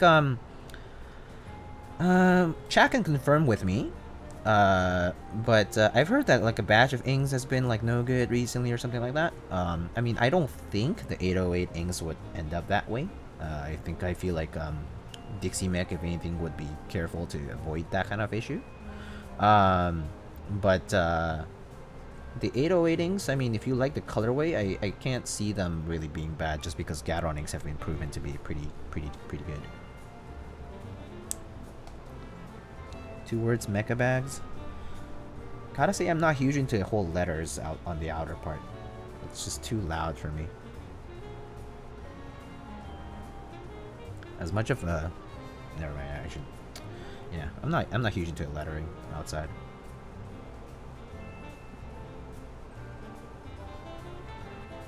I like the idea though. I would probably buy them if there was like a blank sort of version of it. Like if the mecha stuff or whatever was like on the zippers only, or like on, yeah, or like on the inside, or like other places, just not all over the outside. Just not huge on it. But I know that's like part of the brand, so it's cool. If it's not for me, then I just don't buy it, you know?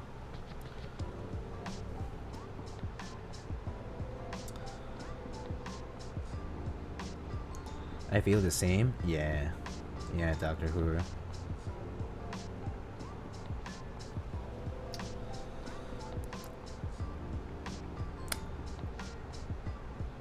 Just buy Gateron KS3 yellows. I actually don't really know what the distinctions of those Gateron ones are, but I think it's like some from Taobao or from AliExpress. You can buy like Gateron switches.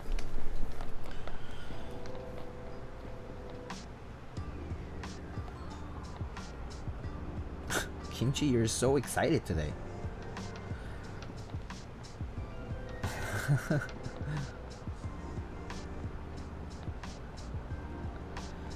I got a large mail day? Dude, that's great. What do you get today?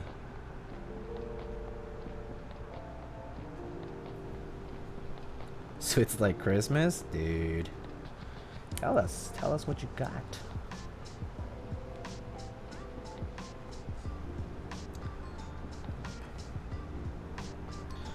I think people who bought them recently said that they're good full black housings. Oh yeah, those are the ones that look like H1s, and I have a feeling that people might sell them saying they're H1s. Although I mean, I honestly almost never buy switches outside of directly from vendors, so like I know it's a legit product. Or sometimes I'll buy switches from people if they're lubed, and I know that like I think I'm gonna be okay with however they lubed it. Yeah, on occasion I do buy lube switches on purpose because it's just I'm too lazy to lube. But I do try to muster up some patience and do it myself. I guess I kind of get sick of lubing because I also do it for other people too, like clients every now and then. Not always. I accept them at my discretion, but on occasion I'm just like, oh, man, I don't even want to lube my own switches. I've been doing like a few hundred already this week or whatever.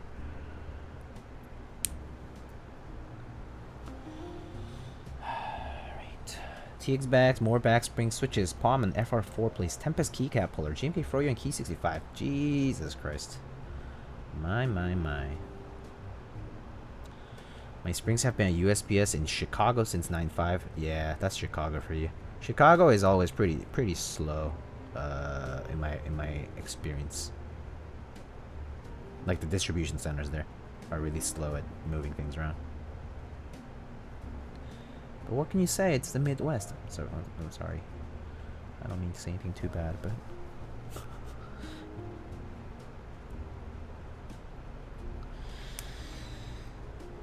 Have you heard of new Cherry Hyperglides? I've heard of them, never tried them. I'm just saying it's Chicago. I'm not saying it's all of the Midwest. Man, I'm just messing. I'm just messing.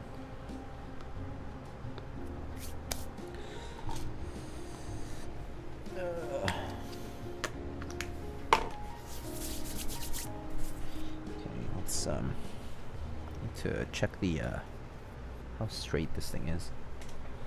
I have something hard surface. This will work. Yeah, review for the tube. Things for the 45 bits.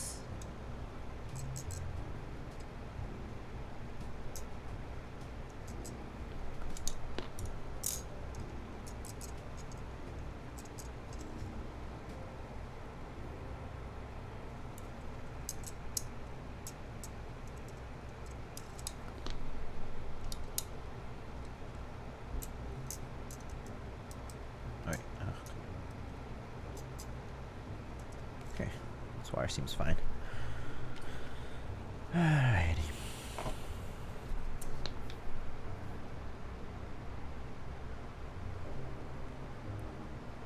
I'm not sure what to expect. I'm waiting for N1s to ship from KBD fans. I can't keep track of all these switches. There's so many. There's so many.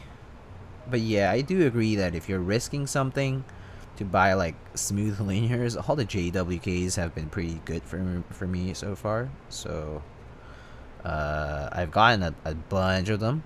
I have like the Doji Cons coming, the Moss ones coming. I have Pinocchos over there. I have alpacas, of course, and H1s. Yeah, just a lot of linears.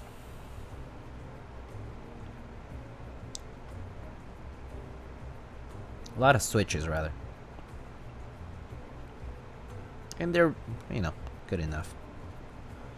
Creams are good. Creams are good if you, I like to break those in and then lube them, and they are really nice, actually. But they have a very, I think creams for me, it's about the sound signature. If you want the sound of creams in a specific build, go for it. They sound very, very distinct from other switches.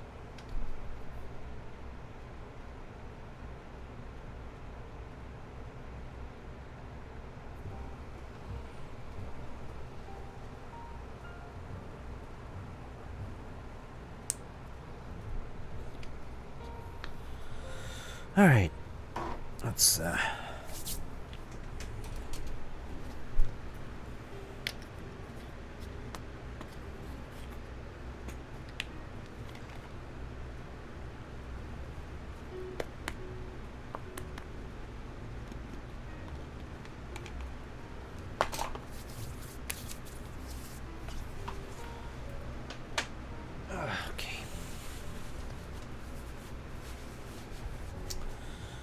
Alrighty, let's check stabs.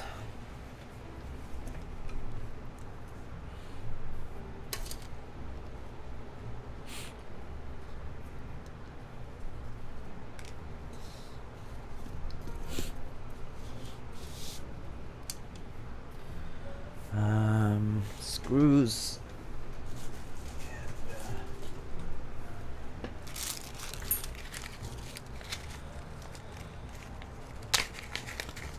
I need to start lending out my creams.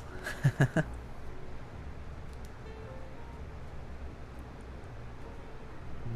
10.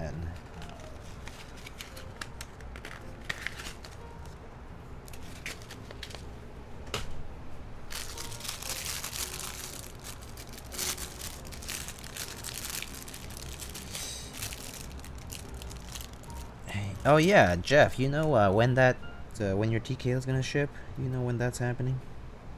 What color do you get? Soon TM though, huh? 1, 2, 3, 4, 5, 6, 7, 8, 9, 10. Unless you love the sound of greens, I go straight to JWK. Yeah, for sure. I would agree with that. Wow, there's a lot of people here today for such a late stream. What's up with the West Coast today? I mean, I guess what's up with everyone? You're just hanging out today. It's kind of nice. God, gray, the superior color. Okay, buddy. I mean, gray is very nice. I've gotten other gray things, so that's why I wouldn't choose gray right now. Hello, due date 2024. You're the only keyboard streamer on? I see. Okay, so it's out of no other choice. I see. That's cool. That's how it is. That's it. It's alright. I think I'm good enough, though. Really sus. 7 a.m. here? I see. 7 a.m. there, so that's Europe, right?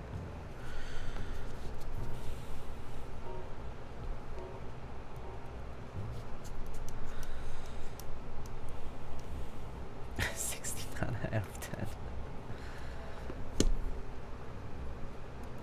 Due date, thank you so much for the bit, and thank you so much for your love. What are those rings for? Maguro desu. These rings are in order to electrically insulate the screw that goes into the stabilizer from the PCB, just in case it touches any pads or anything like that on the PCB, so that it doesn't conduct. Lightning, do you luck out on nightcaps? I haven't checked, actually.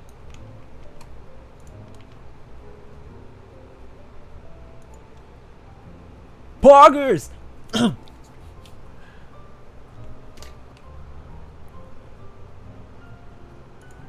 Bro.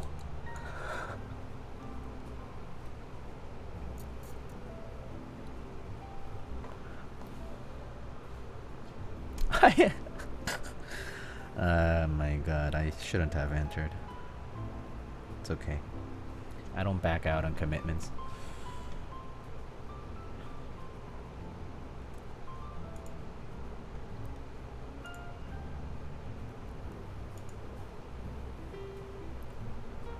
He memeing?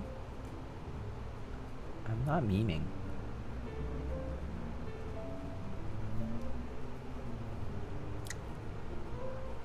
Let me see if I can, how do I do this? Never mind. There's no way to do it.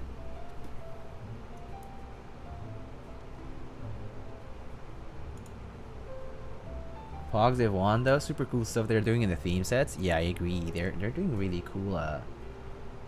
The not the movie ones. I mean, I guess it's well, Alice in Wonderland is sort of like everything, right? I mean, there's like not just the movie, but there's like, you know, a book and all those things. But yeah, I like the theme. I like the theme stuff, the literary theme stuff. Literary.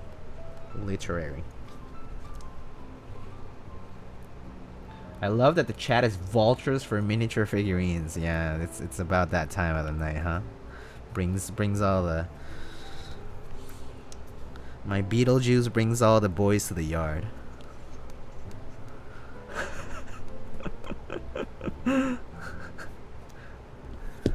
No calling out, please.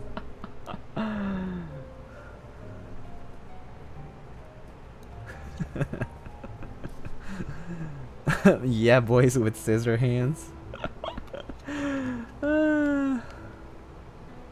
I actually put that my answer to the what's your favorite Tim Burton movie was Edward Scissorhands. I actually am not a huge follower of Tim Burton's works, actually.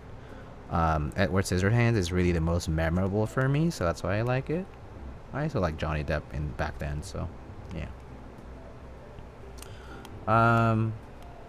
But yeah, that's the one I put on that answer. Big Fish, Batman Returns, James and the Giant Peach. Oh yeah, those are all good. Yeah, I just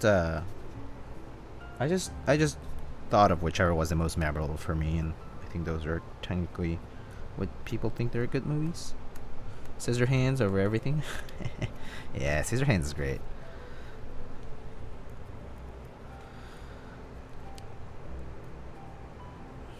But yeah, I definitely don't follow Tim Burton like super closely. Sometimes I'm like, oh, this was a Tim Burton movie? Okay, alright. Pan's Labyrinth? Wait, Pan's Labyrinth is not Tim Burton though. Pan's Labyrinth is like Guillermo del Toro.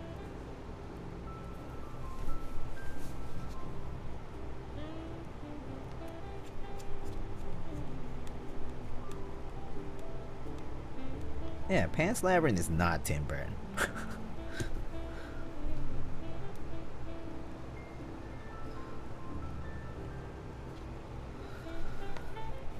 That much I know because I grew up in Mexico, so I know Mexican film directors.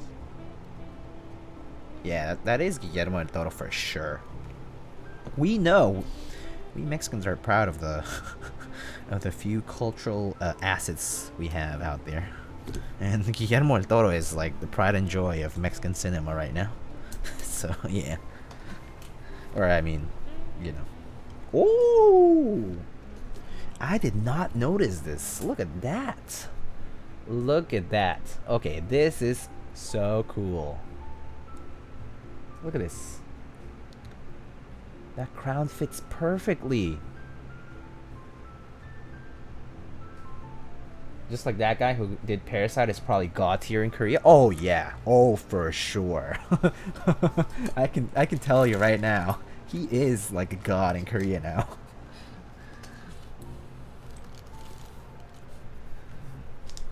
Like he's made it, you know. I mean, there's a few. There's a number of movie directors in Korea that have kind of like made it into the international film scene.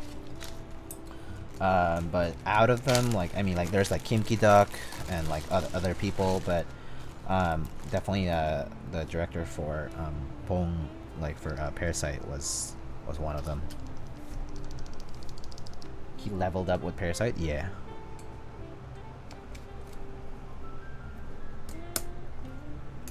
And his speech was great. Remember the Oscar speech? That was awesome.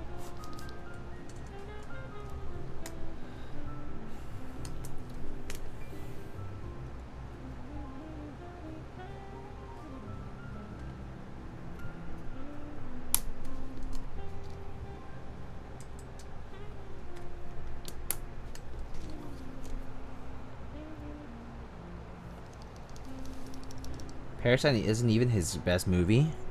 Yeah, I mean, it's just one of them. Parasite is definitely good, but yeah, there's many other good movies he made.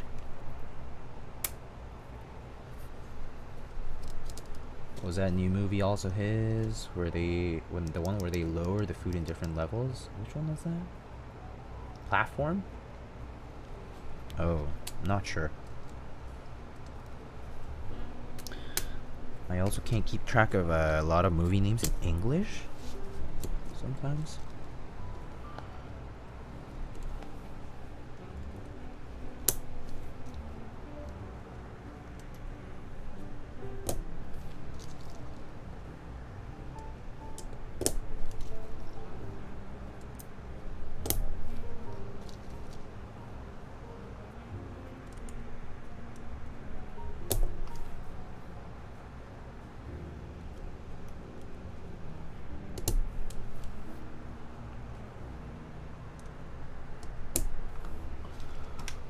Just double check on the layout that they want.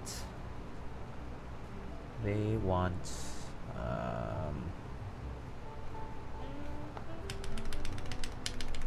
see, regular caps lock, left shift, 7U spacebar. Okay, everything regular except for I mean everything 7U and then caps lock. Regular.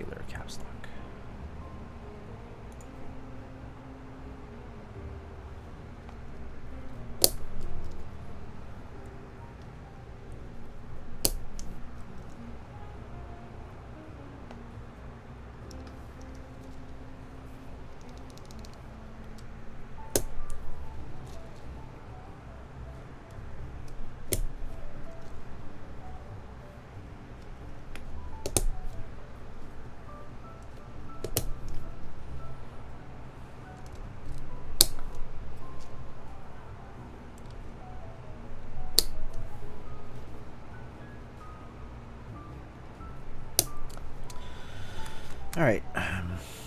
Should be good enough to test.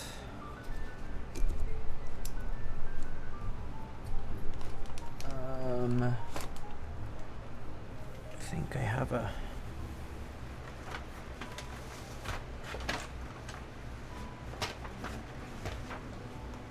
Okay, I have...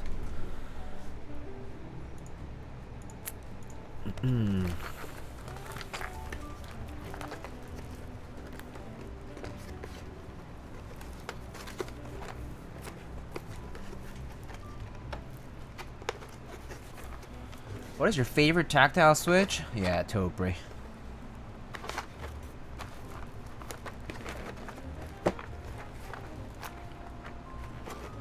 Yeah, Topri is my favorite tactile switch.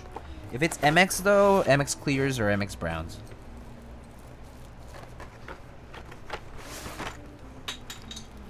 The F? Okay. Yeah. Okay.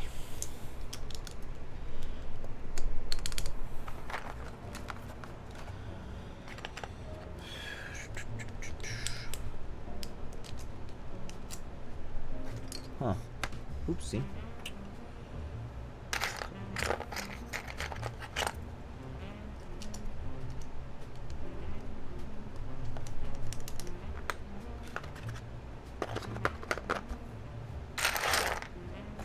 Jesus Christ.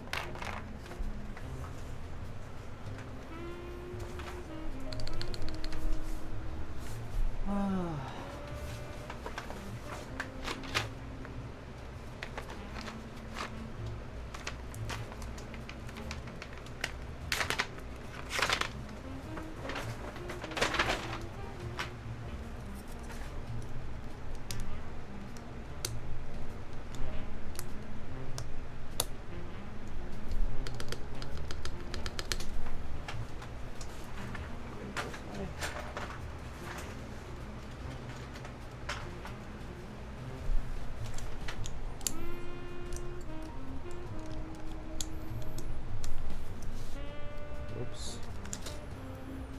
Yeah, mistakenly put in that that wire properly placed.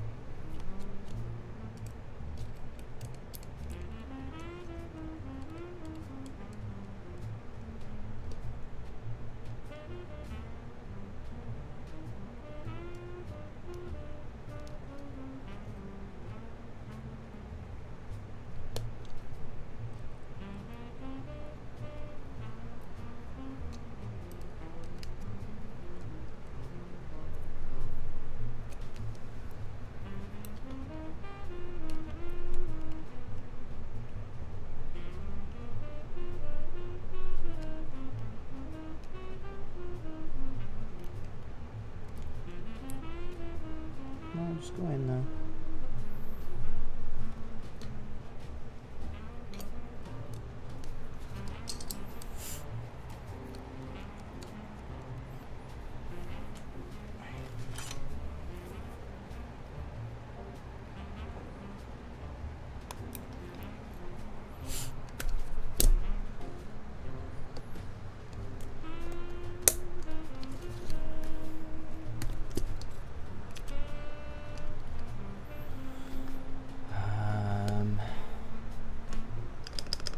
Okay, let's test our stabs.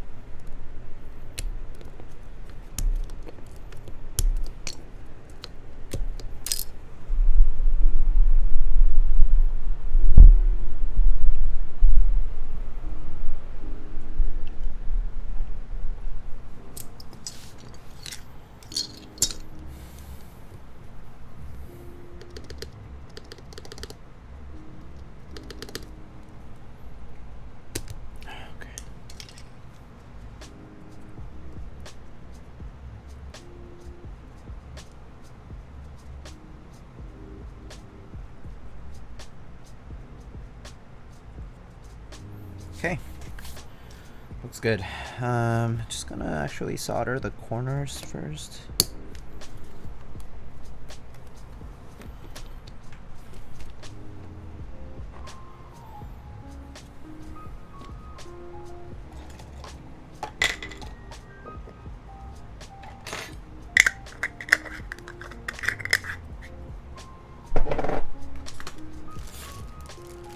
Been taking my time with this build. Sorry for the long build.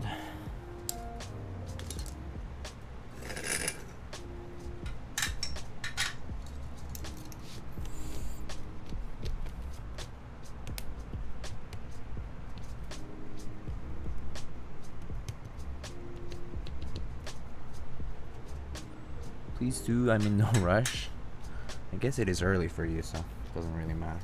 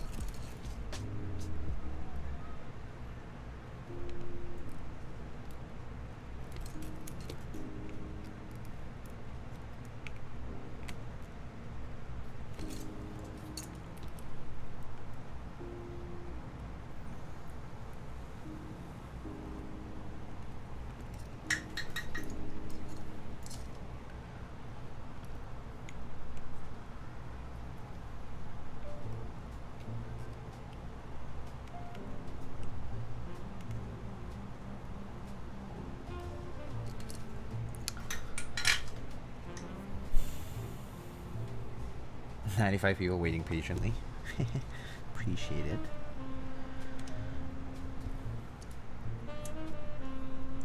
Okay, I only soldered one leg of the stabilized keys because I just didn't want to screw up the alignment. Making sure they're properly aligned. And do those, and then I'm just gonna go back to doing all the switches.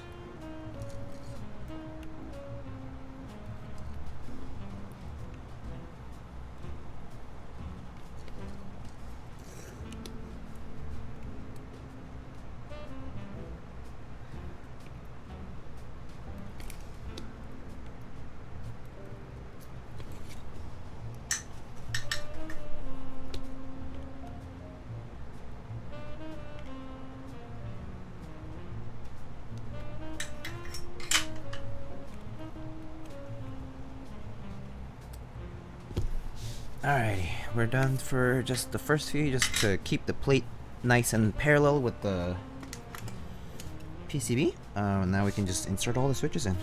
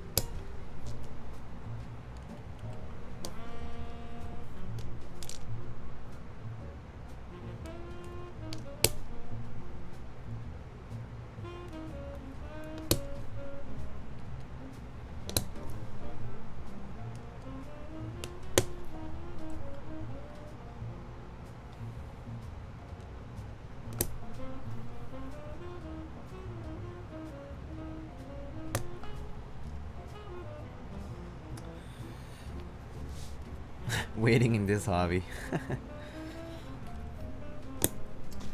Alright. So what else is new lately? There's not too much going on, I feel.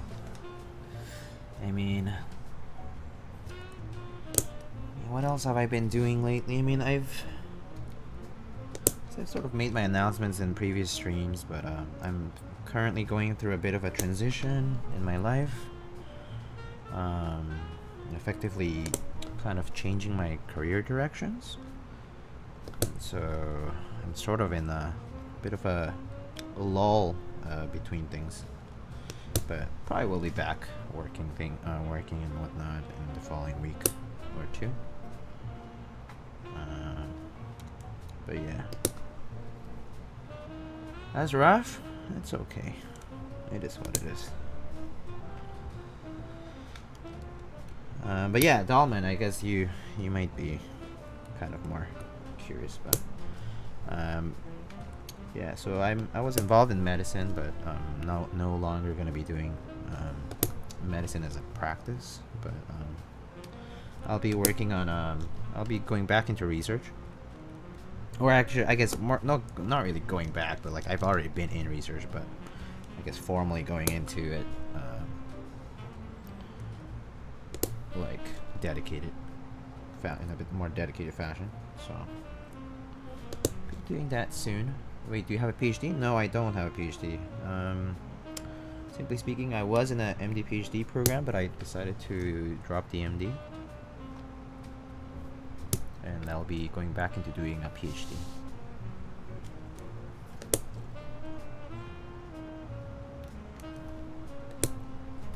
What's my major? Well, it depends. I am originally I was trained in physics and EE, but I'm going into biomedical engineering.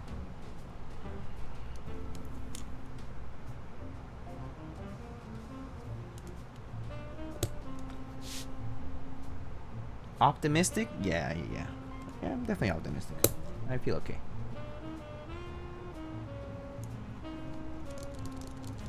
It was just last week that you were about to start studies for biomedical engineering? Yeah. No, I mean, I've been doing it. It's just I decided to drop the medicine part of it. Like, how do you do that from EE to biomed? So I originally I studied I double majored in physics and EE, and then I worked for a few years, and then I applied to medical school, and I got into medical school. I was in medical school for a few years up till basically now, and I am officially transitioning from an MD PhD process to PhD only.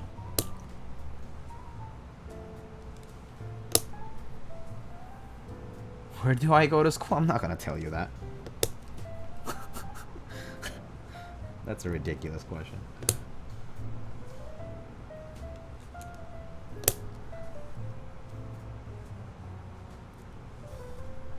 I did that.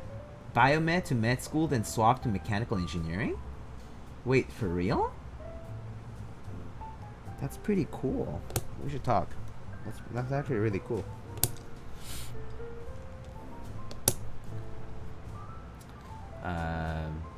What's your ethnicity, if you don't mind me asking? Well, I mean, I'm like Asian by race and Hispanic by ethnicity, because yeah, I was born and raised in Mexico.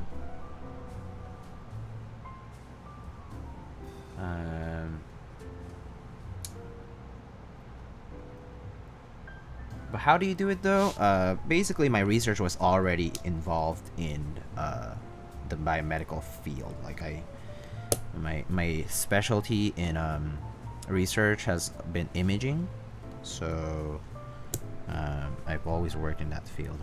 So that's kind of how I transitioned between things, because I was into imaging at the time. Are you really a streamer if you don't self-dox at least once? You say that as a joke, but it's kind of scary too.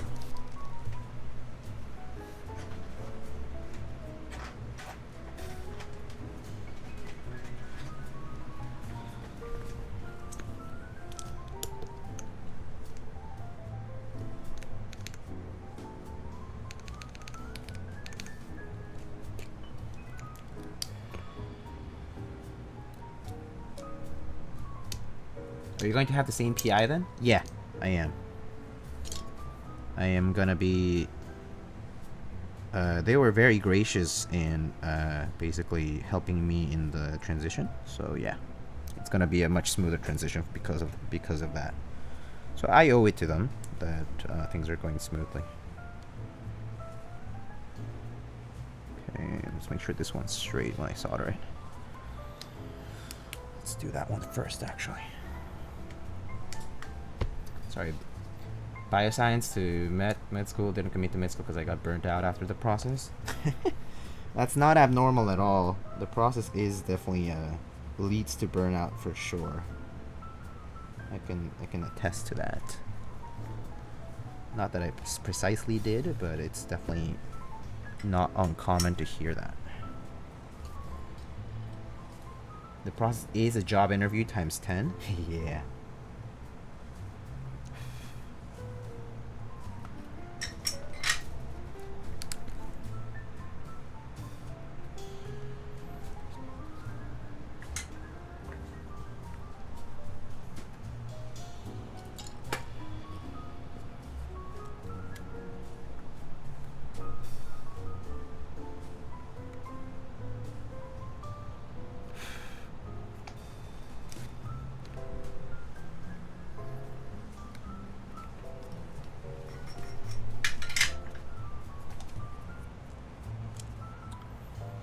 That's awesome. Finding a new PI, that's not a fun process. Yeah, for sure. Yeah, I'm very lucky to have met people professionally who have been just really nice to me and stuff.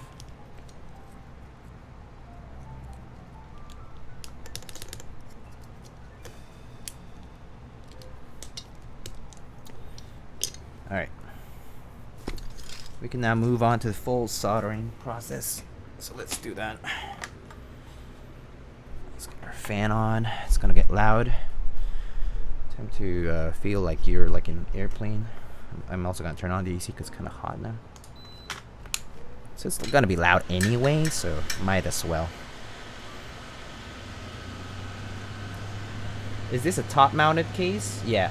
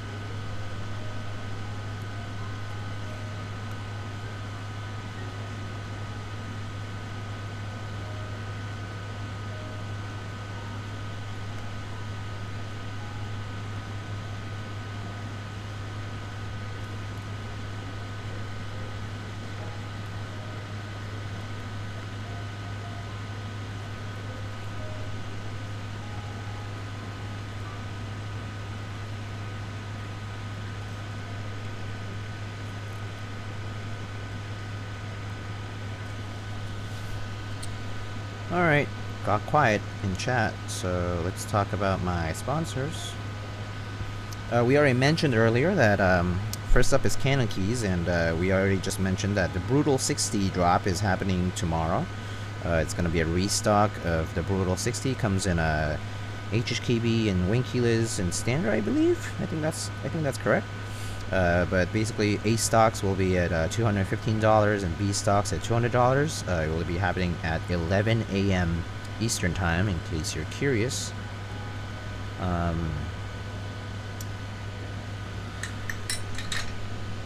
Autumn mod, please. Yeah. What set is that? Looks very nice. This set is the exclamation keyboard, but it comes from a vintage keyboard. But if you want something very, very similar to it, Gawk is running a set that is basically just like it, and EPVT at some point in the future. And there is also Hammerworks' CRP Peacock set that looks just like it. Anyway, and Canon Keys, you can also find GMK Yuru, as well as Cat Mizu. Those are going to be on group buy until, I think, the 2nd of October. Then we have Dixie Mech as the next sponsor. You can head on over to dixiemech.com/lightning to purchase Gateron ink switches in the 8008 colorway. So it comes in like a blue grayish color with a pink for the stem. So those are running for 75 cents a switch. Actually, the last day is today to get 8008 ink switches. The last day again is today. Like today's Sunday, actually, because it's Sunday here in the East Coast. Basically, you have about 1 day to purchase the 8008 ink switches. They're running for $7.50 per 10 switches, so 75 cents a switch. They will come with Gateron yellow springs, so they will actually be a little bit lighter than their regular Gateron ink counterparts. So for those of you who really enjoy Gateron yellow springs, or like about 65 gram weighting for bottom out, it's the ideal spring weight for you, so you won't have to do a spring swap. Yeah. The key set of the month on dixiemech.com/lightning right now is SA Dual Shot. So it's inspired by the PlayStation 1 theme. There's a GMK set that ran just in those same colors, but this time it comes in a spherical SA format.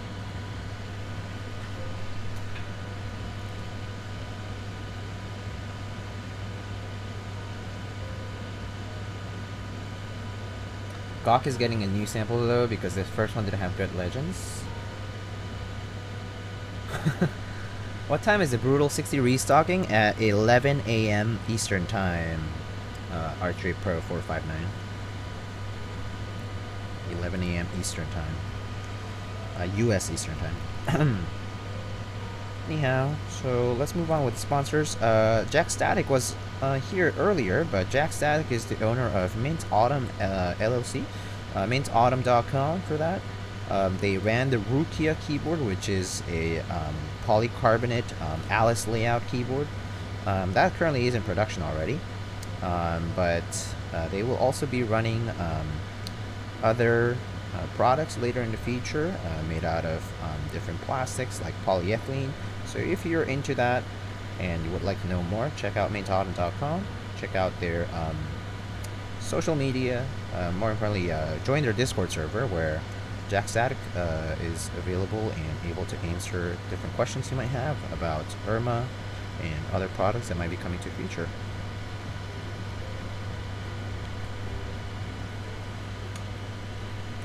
I will hydrate right after I'm done with this last row, or last maybe like 15 switches. Yeah, so that's Mint Autumn. Next up we have Novelties, which we have already talked about a bit. On Novelties for group buys, you can get GMK Sloth as well as GMK Monokai Material. They're both pretty cool sets. Sloth is sort of like naturally sort of color scheme, so like browns and stuff. For GMK Monokai Material is this like dark sort of blue-gray sort of set. with an ID theme. So if you're into Obolowski's Oblivion, Monokai material might be the set for you. And then, of course, there's the NK65 V2 Milkshake Edition group buy currently running. So I heard that there are already quite a few units ordered, but the group buy has a banger of a price. I believe it's $190 for a case that comes with switches, with keycaps, with a coiled cable, a programmable PCB, stabilizers, a case, a carrying case, pretty much everything in one package. So a heck of a deal. A heck of a deal that I highly recommend you to check out if you're in the market for a 65% layout keyboard. So that's on Novelties.xyz. The group buy should be running for a month. Anyhow, on Novelties you can also purchase switches, stabilizers, and different products, desk mats, among other things. And you can get 5% off using the promo code Thunder. So use promo code Thunder on checkout to get 5% off. Just know that the promo code does not apply to any group buy items. So you can't have any group buy items in your cart. Alright, that's it, actually. Next up, we have Prime Keyboards. On Prime Keyboards, they have different keyboard accessories right now. They have like, they will soon have like silent and regular alpaca switches restocked, but they also have Durox stabilizers and switch stations, like loop stations and switch openers, among other things. Thor 0621, thank you so much for the Twitch Prime sub. Welcome back for 2 months. But yeah, Prime Keyboards, go check out primekb.com/lightning for springs and all sorts of switch accessories you might need, as well as some keycap sets over there in the DSA format as well. Then finally we have Project Keyboard, which I don't believe is running any group buys at the moment, but they should be having new projects coming very soon.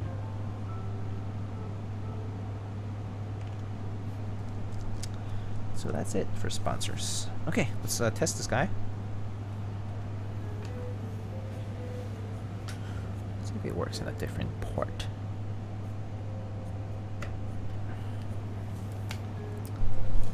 Alright.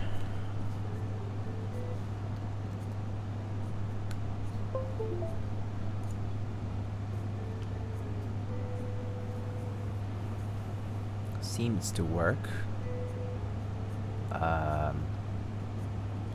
Let's just make sure it's detected and all the switches work. No need to test. I mean, I always test anyway, because even if soldered, sometimes they don't, you know, something could be wrong with the PCB and something could also go wrong with the joint, the solder joint. Sometimes it just happens, so might as well check, you know.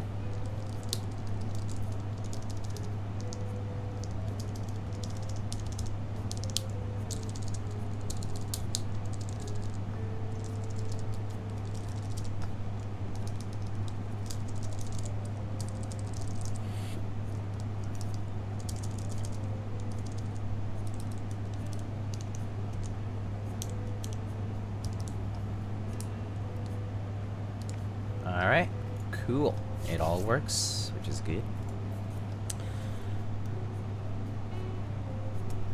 Alright, cool. So let's get this guy ready. Alright. So there's a top mount build. So there's two things. How do you know the Brutal is restocking tomorrow? Newsletter, and I got insider info. Because, you know, hashtag sponsored. Hashtag lightning keyboards. Hashtag rantas. Let's go. Alright. I'm gonna switch the accent for this pink one. So... He lies, no one listen.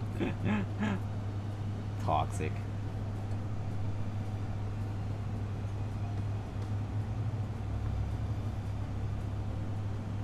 Wait, so...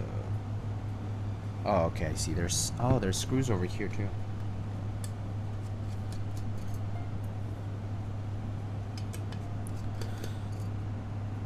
Insider infos of the newsletter. Hey, I actually put the news of the Brutal 60 on my Discord before the newsletter. So take that.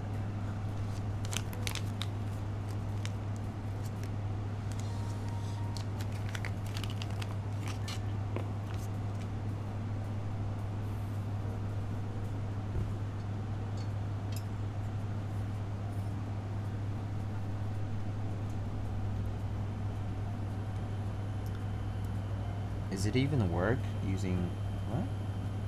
Scratch retooled plats?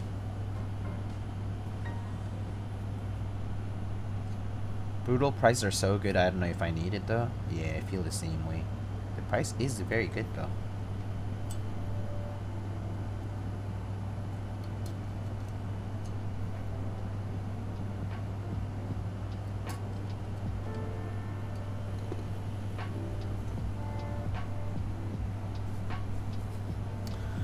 Look at that.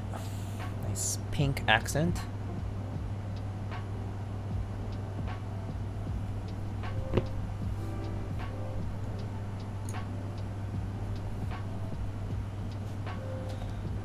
And we are gonna mount our plates.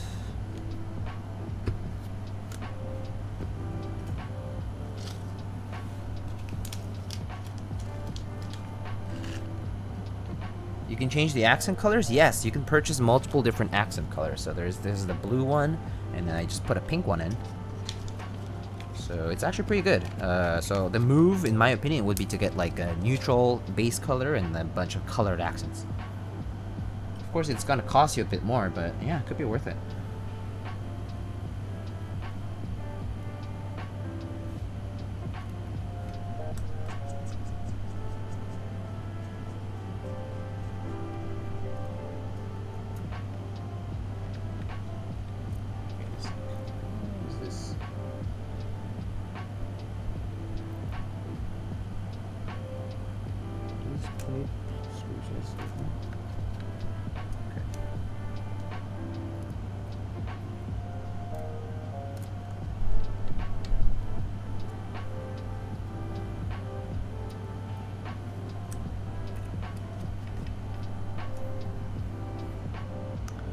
This board is hot.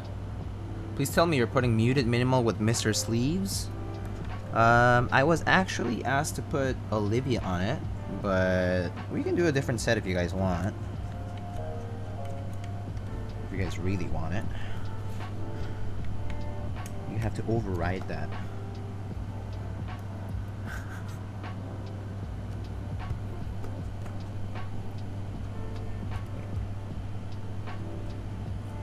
Is this Google differently sized? It's kind of confusing. I guess it is. Okay, duly noted.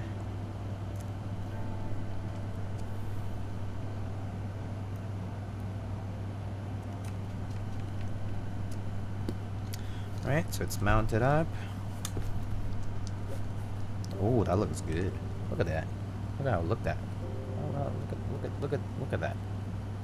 That pink with the holy pandas. Ooh.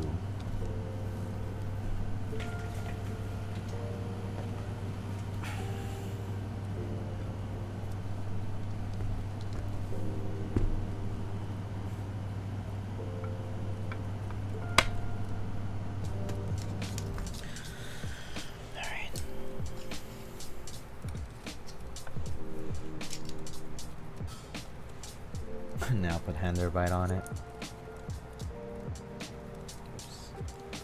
It's not the right size screwdriver.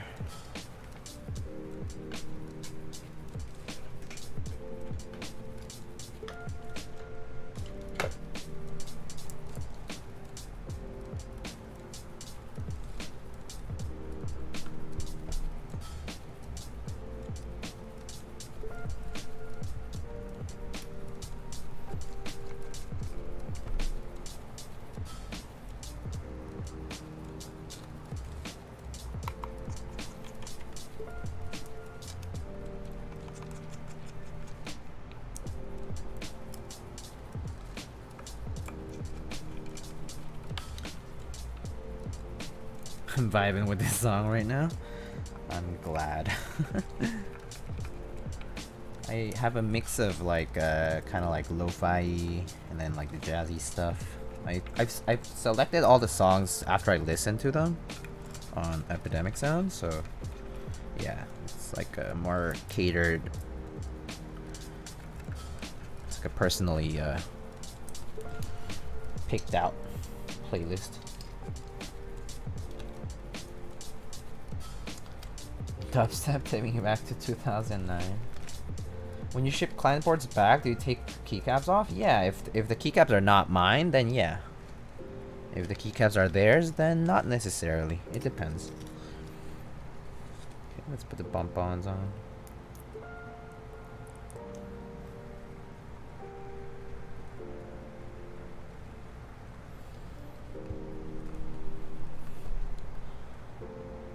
Where's Luis Miguel music? I don't think I can put that because I get I would get taken down by Twitch. Unfortunately.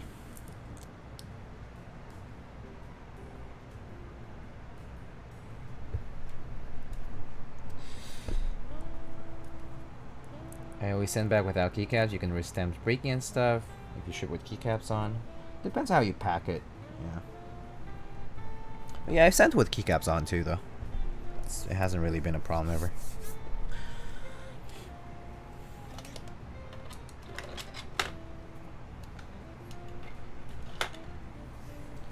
¿Llevas el pana mexicano?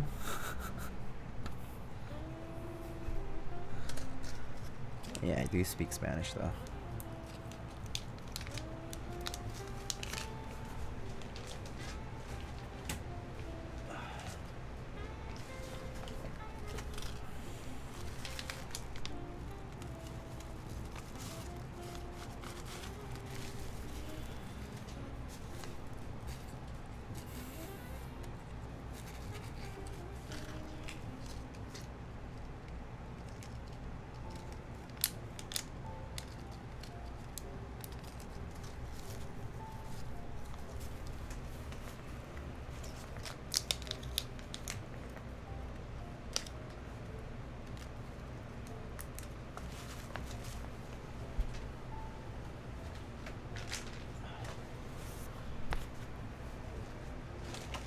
Alright.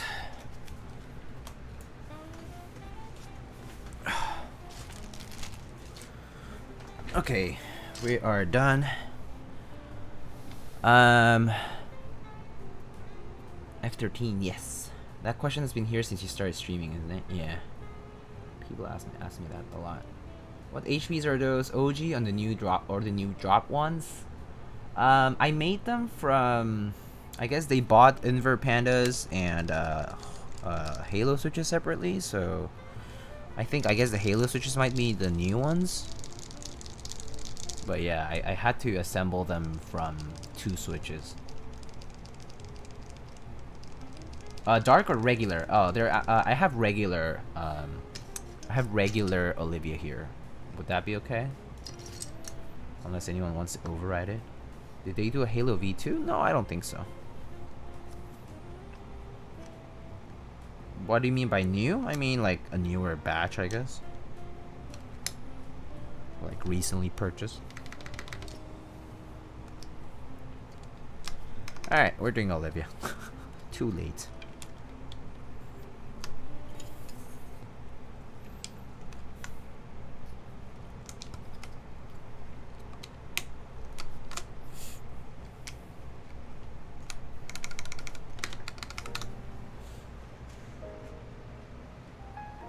Except look at this. I love new trays. I love it. Gotta love them. Just love new trays.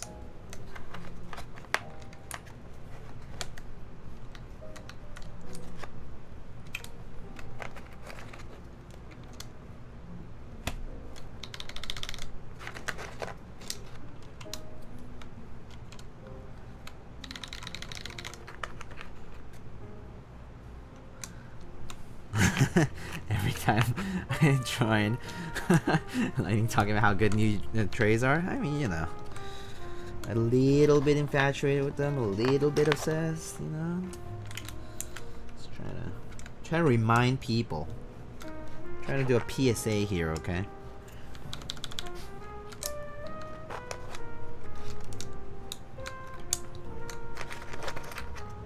They're that good.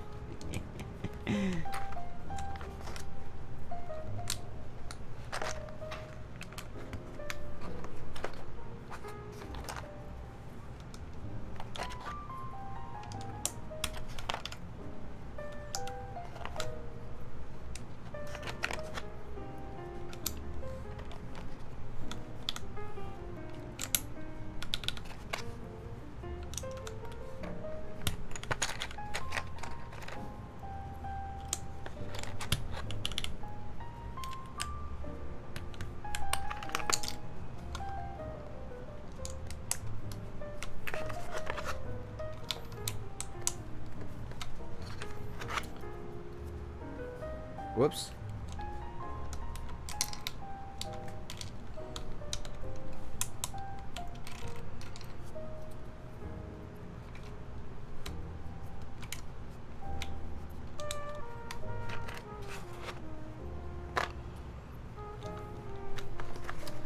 You know, these keys. Ugh. Yeah. Why are they even on this box? Hey.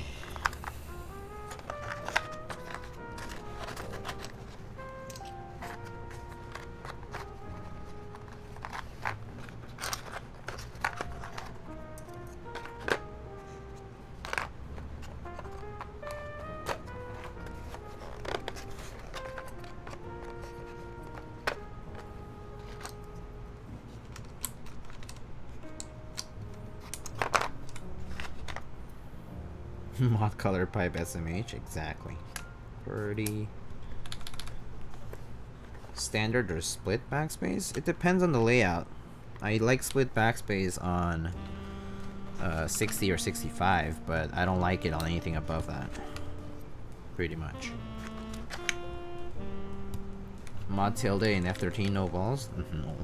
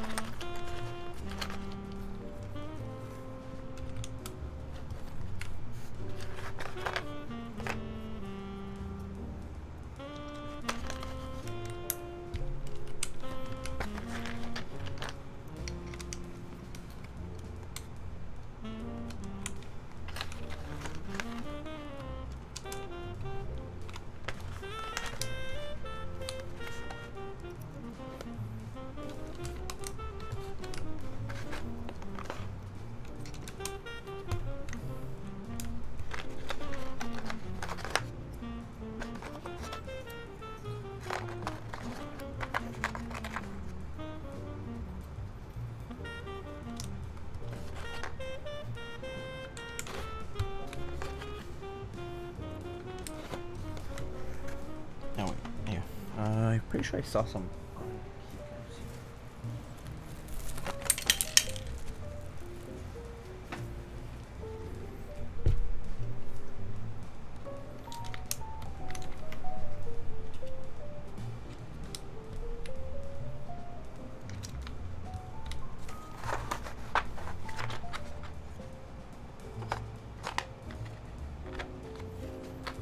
Hello.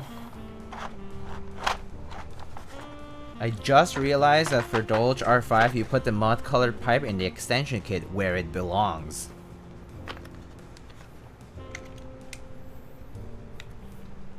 Hey Dodo, what's up?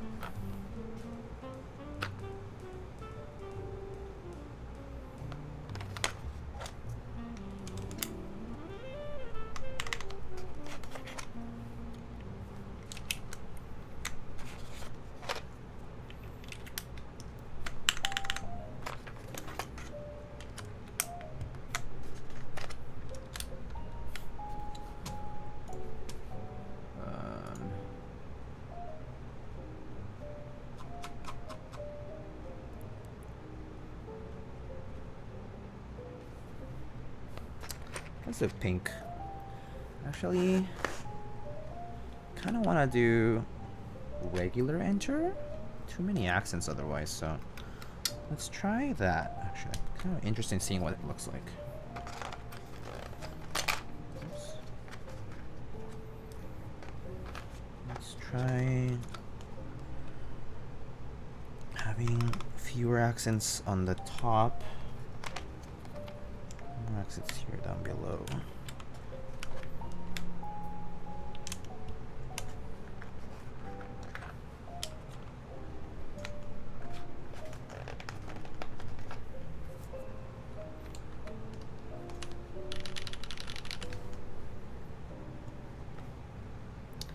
Time to find a streamer who is interested in content.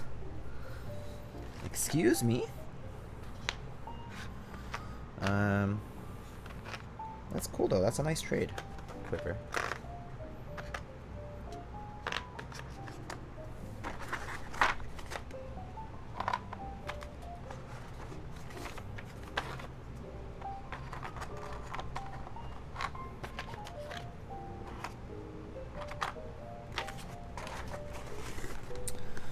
All right. Let's do an escape. A regular escape, or there's no F13 in this, so maybe regular or accent. Accent. Yeah, that works.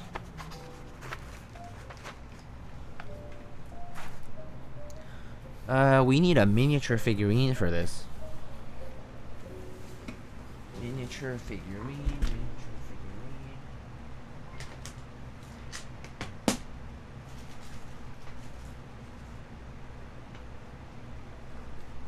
Do I even have Olivia themed stuff? Oh, I might, yeah.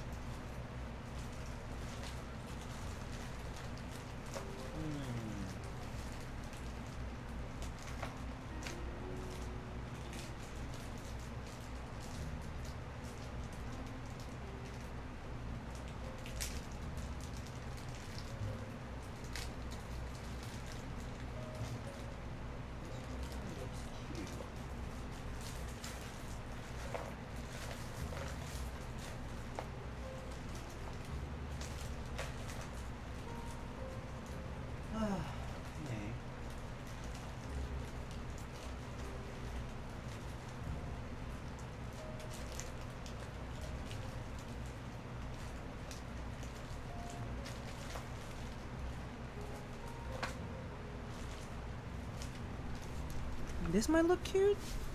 Would this look good? It's kind of differently colored though. It's kind of cute though.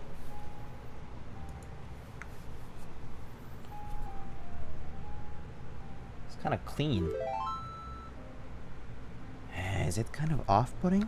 I don't know. Doesn't fit? Yeah, fine. I'll look for something else.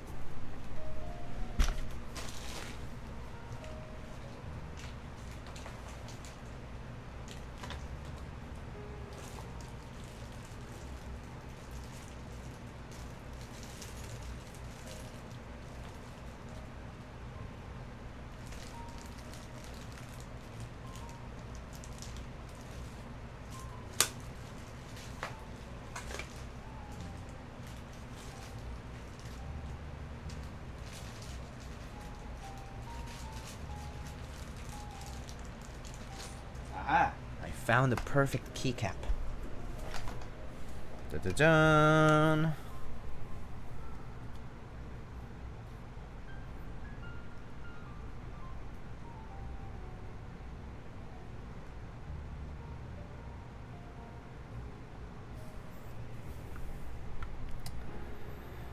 Quiver, thank you so much for the tier 1 sub. Thank you, thank you. So nice of you.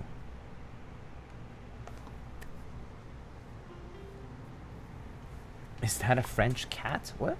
What do you mean? No, this is a meat popsicle by Hungerworks Studio.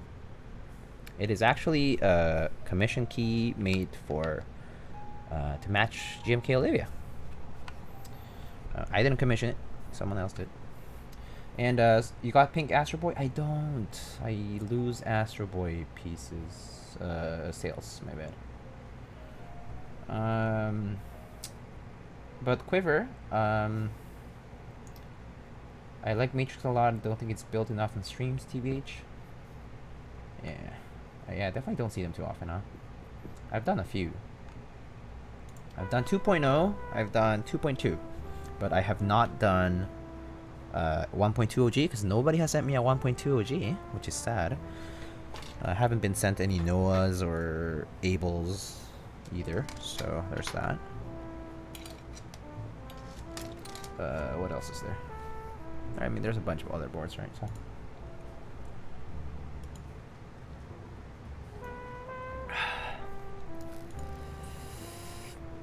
Does the Olivia come with the black pipe key?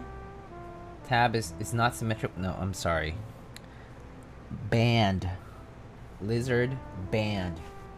That is not allowed in my Christian server. I'm just kidding, not really Christian. But on this stream, mod color pipe, no. We don't do that kind of stuff here, okay? No.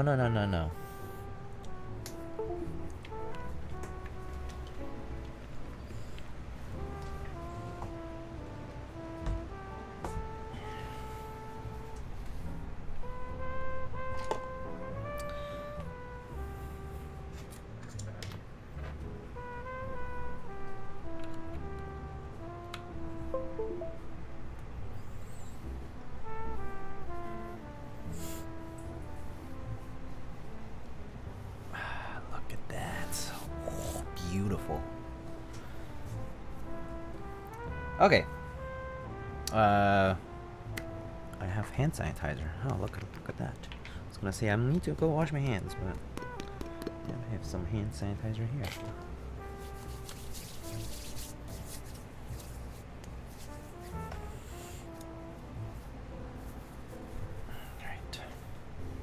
All right. Let's get this typing good.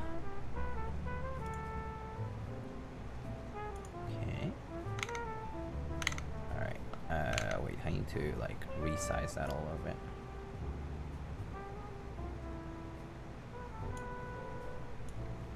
Okay, cool.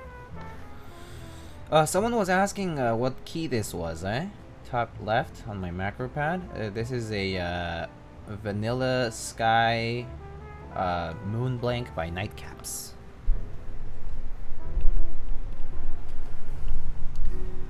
Alrighty.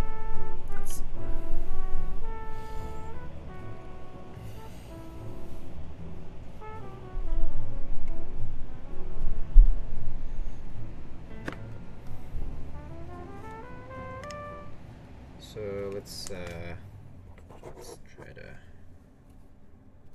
this.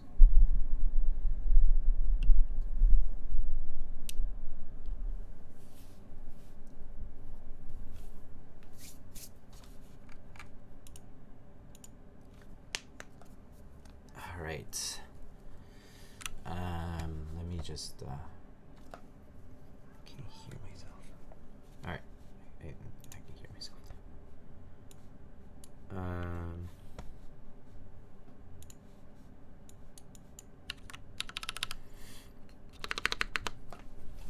All right.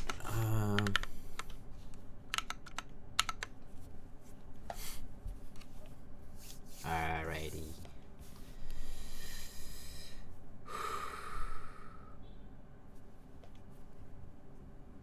Let's do this. It's just Holy Pandas on a brass plate on a E8.5.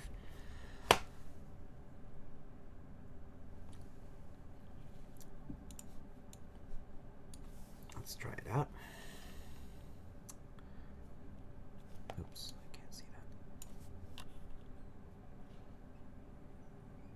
Which Holy Pandas? They're Holy Pandas assembled from Inver Panda housings and Halo True stems separately. I guess they're not pre-assembled. So yeah, I assembled them personally. I lubed them with Tribosys 3204 myself. Ah. Wait, what the hell?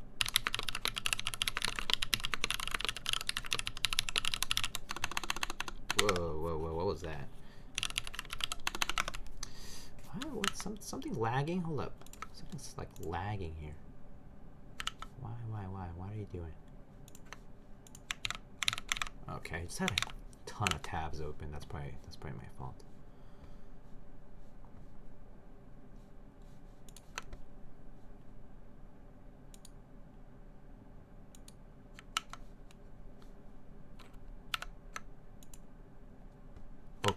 Okay. I can do this now.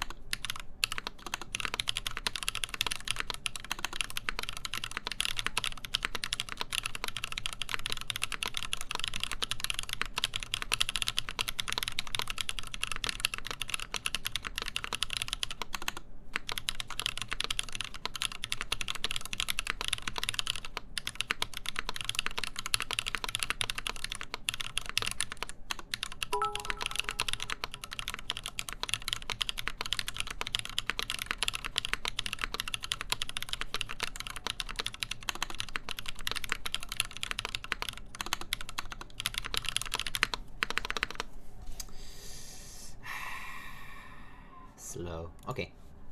Let's try the mods.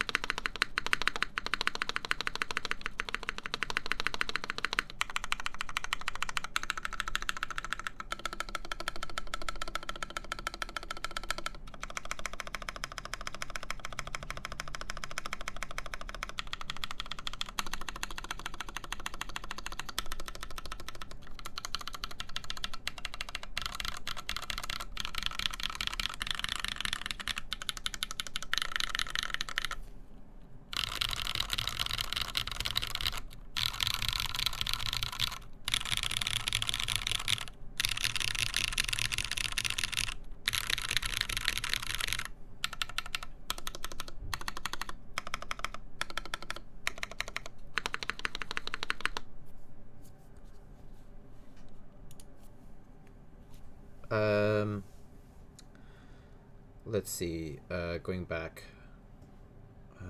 F13 program to the artisan. Yeah, F13 is here. It's basically you could program it to whatever you want. I do think that the spacebar sounds kind of poppy, kind of interesting.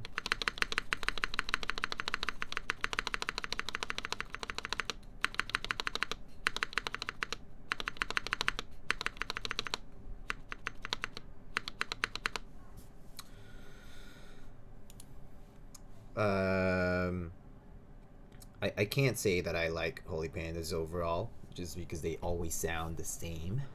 They kind of always sound the same.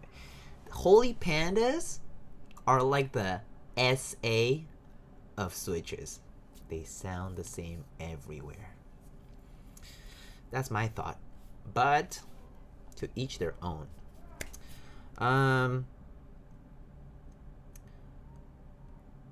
Anyway, I've been keeping up with the E8.5 builds rolling through exclusives Discord, and I must say the linear ones sound really nice. Yeah, I would say the linears would sound kind of nice on this case. The case kind of sounds a little bit hollow with the Holy Pandas. I think it's because of the return, kind of like ping. The ping gets kind of like picked up more. But yeah. Wait. Oh yeah. Okay. Sorry, Kimchi Jody Boy, you said, do you ever notice that your mic picks up sounds you don't hear IRL? For example, if you're recording a typing test? Oh, yeah, for sure. The mic is always going to be better at picking up certain frequencies. I mean, they all have a frequency response. Every device has a frequency response, and certain frequencies are going to be amplified, and certain frequencies are going to be dampened a bit. I mean, not much. Normally they try to be flat, but yeah, depending on the positioning, like, you know, it depends on so many factors. But I don't edit any of my sound, so I don't pass it through. No noise gates. Like anything you hear right now, no noise gates, no nothing. Okay, no amplifying, no whatever. I don't filter any of the sound. Same thing for the typing tests, like on YouTube. I pretty much just upload the video file that I get, and that's it. So I don't edit any of it. People say like, oh yeah, like I can hear like a bunch of like whatever noise. It's like, yeah, that's my computer's fan noise probably, and or like the outside, you know. I can't do anything about that though. It's just unavoidable. My is pretty good, so it picks up odd sounds. Yeah. Sound tests I've heard so far in Discord are gasket mounted JWK linears, and they all sound nice. He's talking about ghosts. Yes, I'm talking about you, Mr. Ghost Grixie. But yeah, I have to say, Holy Panda sort of sound the same everywhere. Did Minterly say something like that? Like,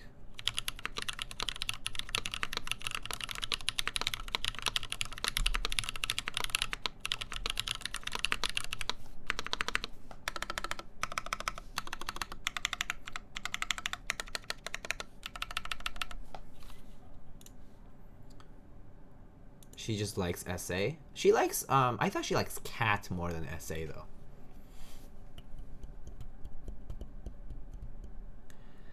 I opted for a dynamic. It colors the sound too much. Yeah, a dynamic mic is definitely gonna, have a very different response. Dynamic mics are really good for like voice though, or instruments too. But instruments also have like a range, right? So like of notes that they play.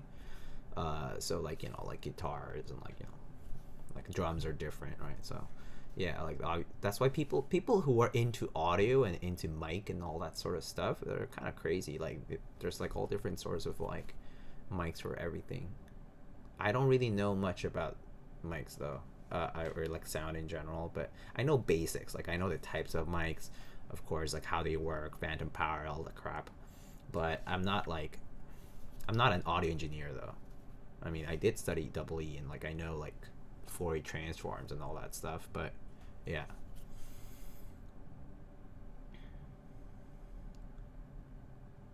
But yeah, I mean, this is why I got a condenser mic, because it captures everything pretty much. It's sensitive to noise for sure though. Sounds good. Tempest, thanks for stopping by. I hope you have a great day. Dynamic mics made to record loud sound, just putting it simple. Yeah, exactly. Yeah.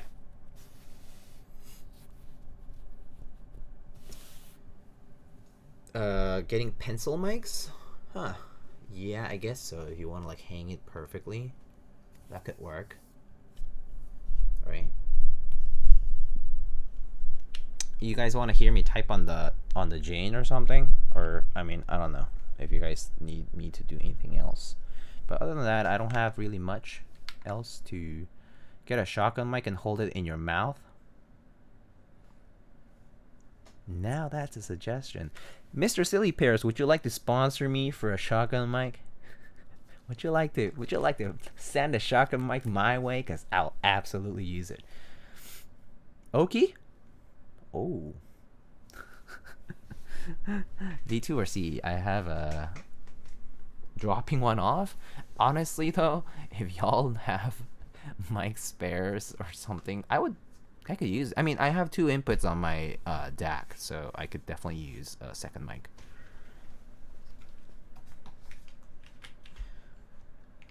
I would actually probably use a shotgun mic for like my voice, and then use the condenser for like typing tests and other things like that. Like for like, you know, pointing like this way towards the table. Aligning keyboard. Ruthless business, man. Come on now. I'm not that bad. Alright, typing on Jane then. Oh, it's heavy. It's gonna sound so different.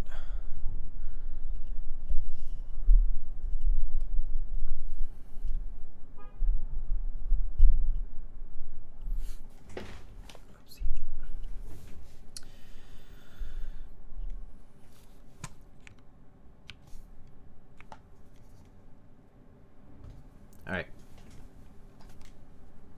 Here it goes.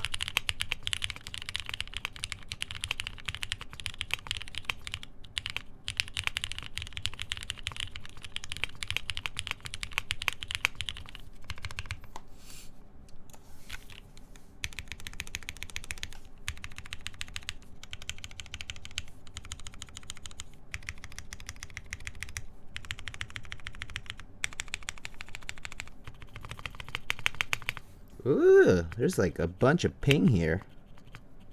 I don't like it. I'm actually gonna open up that switch at some point. There's like a ping to it. I don't know what it is. I actually think I'm gonna replace the spacebar spring weight. So this one has a half plate on it.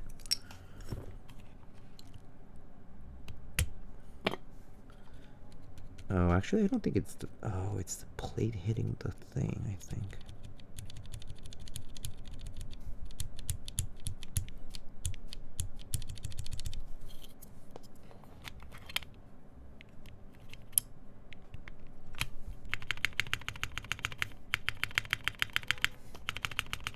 Yeah, I have a feeling it's the plate shaking a bit here. Down here. Maybe I'll put a spacer here.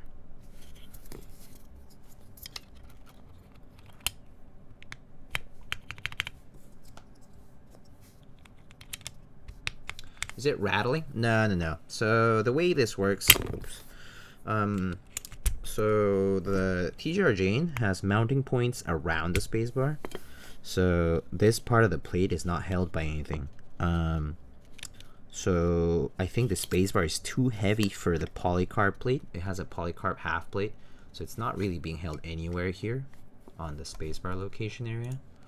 And I think what I want to do is just gonna be put like a spacer between the stabilizer wire and the plate piece right here, like the tab over here. I think it's just rattling. Yeah, it's just the plate rattling a little bit. But other than that, I don't think there's anything else that's an issue. Yeah, I think it's definitely just the plate rattling a little bit down here. But I think that's kind of like expected because I'm using PBT, which is slightly denser, and because the plate is really thin. I mean, like really like light over here. So Yeah, it should be an easy solution, but I think I also want to replace the spring in this particular space bar because I am actually not used to 55 gram.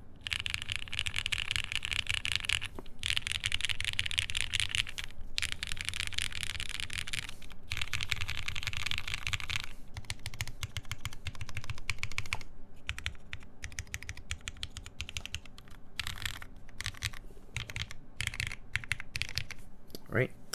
But yeah, I think a little bit too light for my preference. So I might just change the space bar a bit.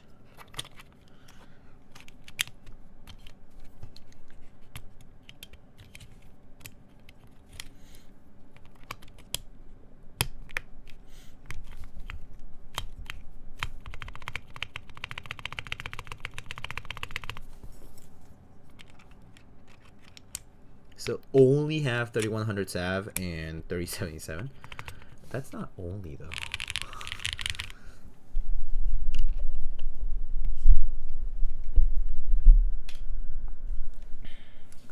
My accuracy has nothing to do with my spring weight. I'm just trash at typing. I'm looking for more tactility. 3204, 3203. I would do thinner, so 3203. And if you're looking for tactility, just don't lube the front part of the stem. Don't lube anywhere near the leaf or the leg of the tactile switch stem, or like the switch itself, the bottom housing. Just don't touch that part. You don't want lube to get there because it's gonna completely smoothen that part of the tactility bump.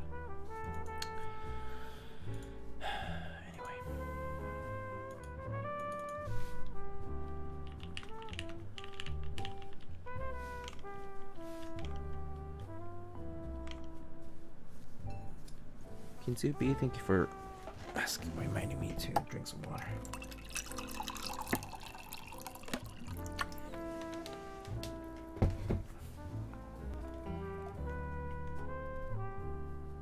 Alright, I don't think anybody's streaming at the moment, but we can check. We can double check.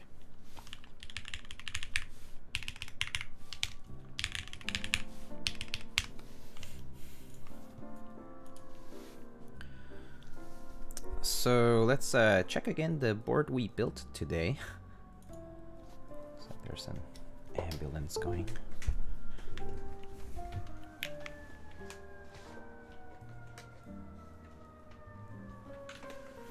Sorry, I live in a area near a fire department.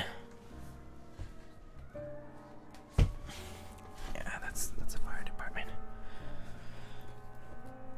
Promise it's nothing bad. It's usually just fire alarms from parties and things, I guess. All right. So this is the keyboard we built today. Again, it's a bring down the hammer. Okay, let's just get rid of that for a second. All right, so just a look at the keyboard we built today. Okay, come on, focus. All right. Oh wait, I think the manual focus is on. That's why. No wonder. Okay, there we go. So this is our E8.5, and this thing is shaking. Oh my god. That's our E8.5 that we built today. E8.5 exclusive. Pretty gorgeous board, I think. I actually really like how like it's not too curvy. It's kind of nice and rectangular. He's really kind of improved a lot on things. This RGB area is really nice and classy, I think. Yeah. This is the bottom. This is the Toblerone brass weight, I guess. And this side profile kind of looks like the Polaris, kind of similar look. Yeah.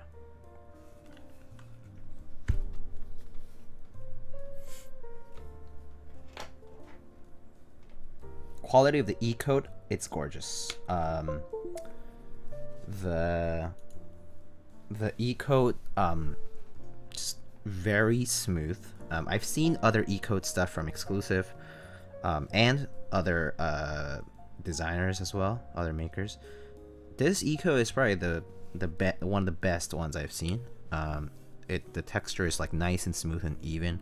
I don't see any discolorations or patches, especially on the E-white, because E-white is very susceptible to like, you know, like blemishes and dust and weird splotches of stuff. But I don't see any of that here, so they did a really good job with the QC on this, as well as the application, I'm sure. The accent is pretty much flush. It's pretty much flush here. Is the Toblerone screwed in internally? Yeah, it is. The Toblerone is screwed in basically like here, here, here, something like that. And there's like maybe like there's like 1, 2, 3, 4, 5, 6, or I don't know. But it's screwed in from the bottom piece internally. So yeah, you can expect it to be like, you know, somewhere around here. I just wish the 3 LED strips were above the up arrow. I actually like it here though. I like this. I think the position of this kind of makes sense with the accents being here. Because if this were, oh, actually even here would have been okay, but I don't think if the center would have been right for this, because of this accent sort of like cornered. Yeah, I think kind of balanced out.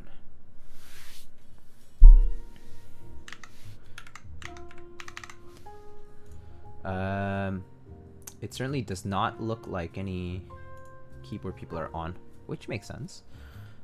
It's pretty late.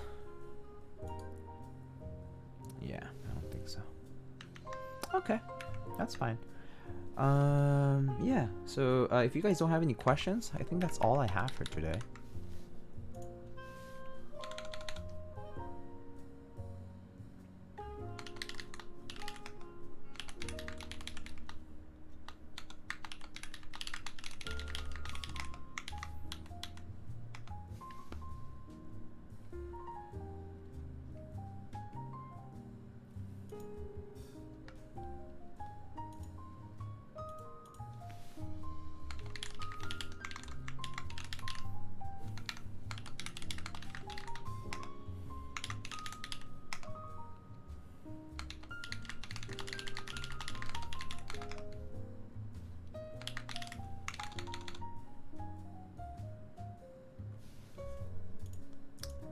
Thank you guys. Wait, I think I missed it. Does the E-white stain easy? It doesn't stain, no. Like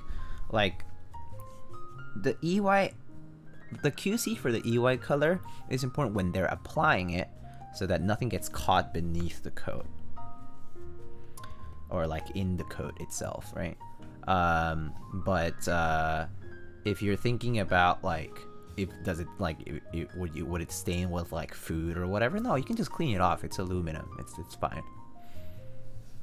Like just wipe it off with like a wet towel or something. Yeah, shouldn't be an issue. So yeah, EY will be fine. Like it won't like stain or like get dirty. I mean, like, yeah, you could see the splotches very easily, but you can just wipe it off. But yeah, everyone, I appreciate very much for those of you who were here this whole time. I have, let's see, build plans. Let me see what I got.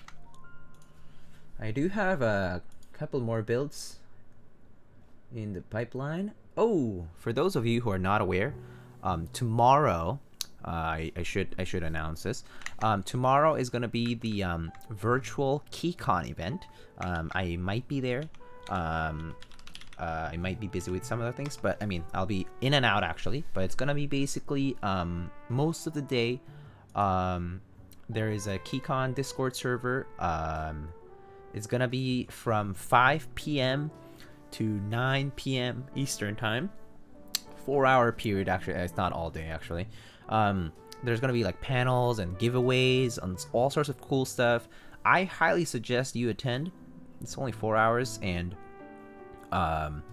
for those in the West Coast, this is happening between 1 and 5. Perfect time between lunch and dinner, right?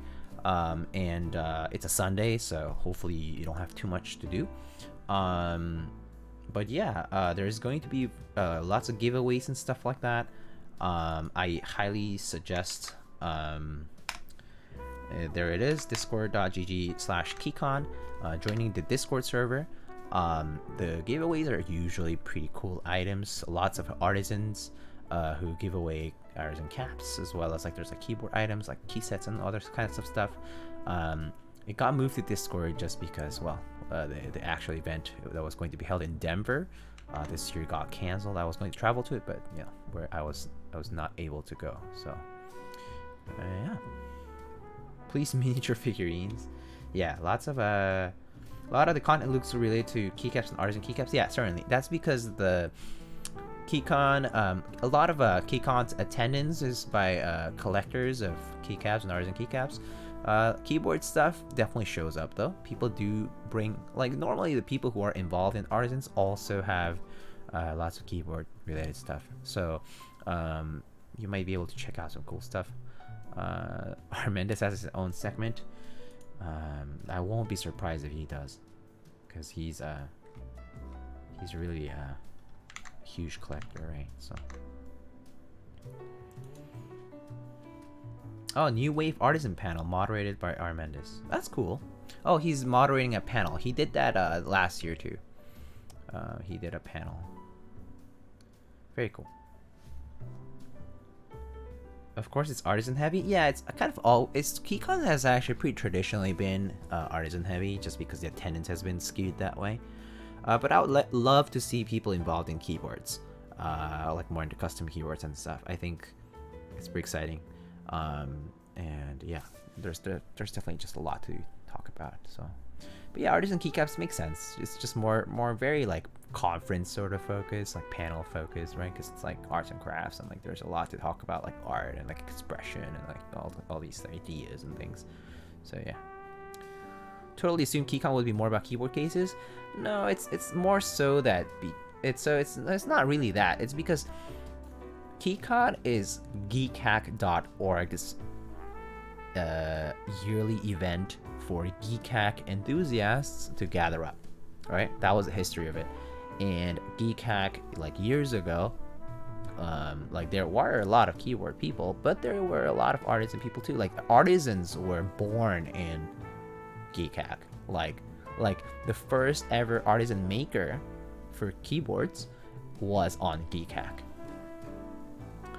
Who is Armendis? Armendis is just this, he's a friend of mine, but he's a very big collector of artisan keycaps. He's arguably one of the biggest collectors out there, like in the world. But yeah, huge collector, very nice guy, superb person, really like a role model kind of person. I really admire him. Yeah, people really like him, and he also knows a lot of the artists. I mean, he's talked to them a lot, and he's always into hearing more from new and old makers alike. So yeah, highly suggest attending KeyCon if you are into just keyboard stuff. Doesn't matter if it's keyboards, doesn't matter if it's artisans, okay? Just come and join, have fun. There's gonna be like voice chat and like all sorts of panels, right? Like there's room for everybody. So do come in and stop by and enjoy yourselves. Yeah, and you can bring your stuff, you can show your stuff to other people too. So yeah.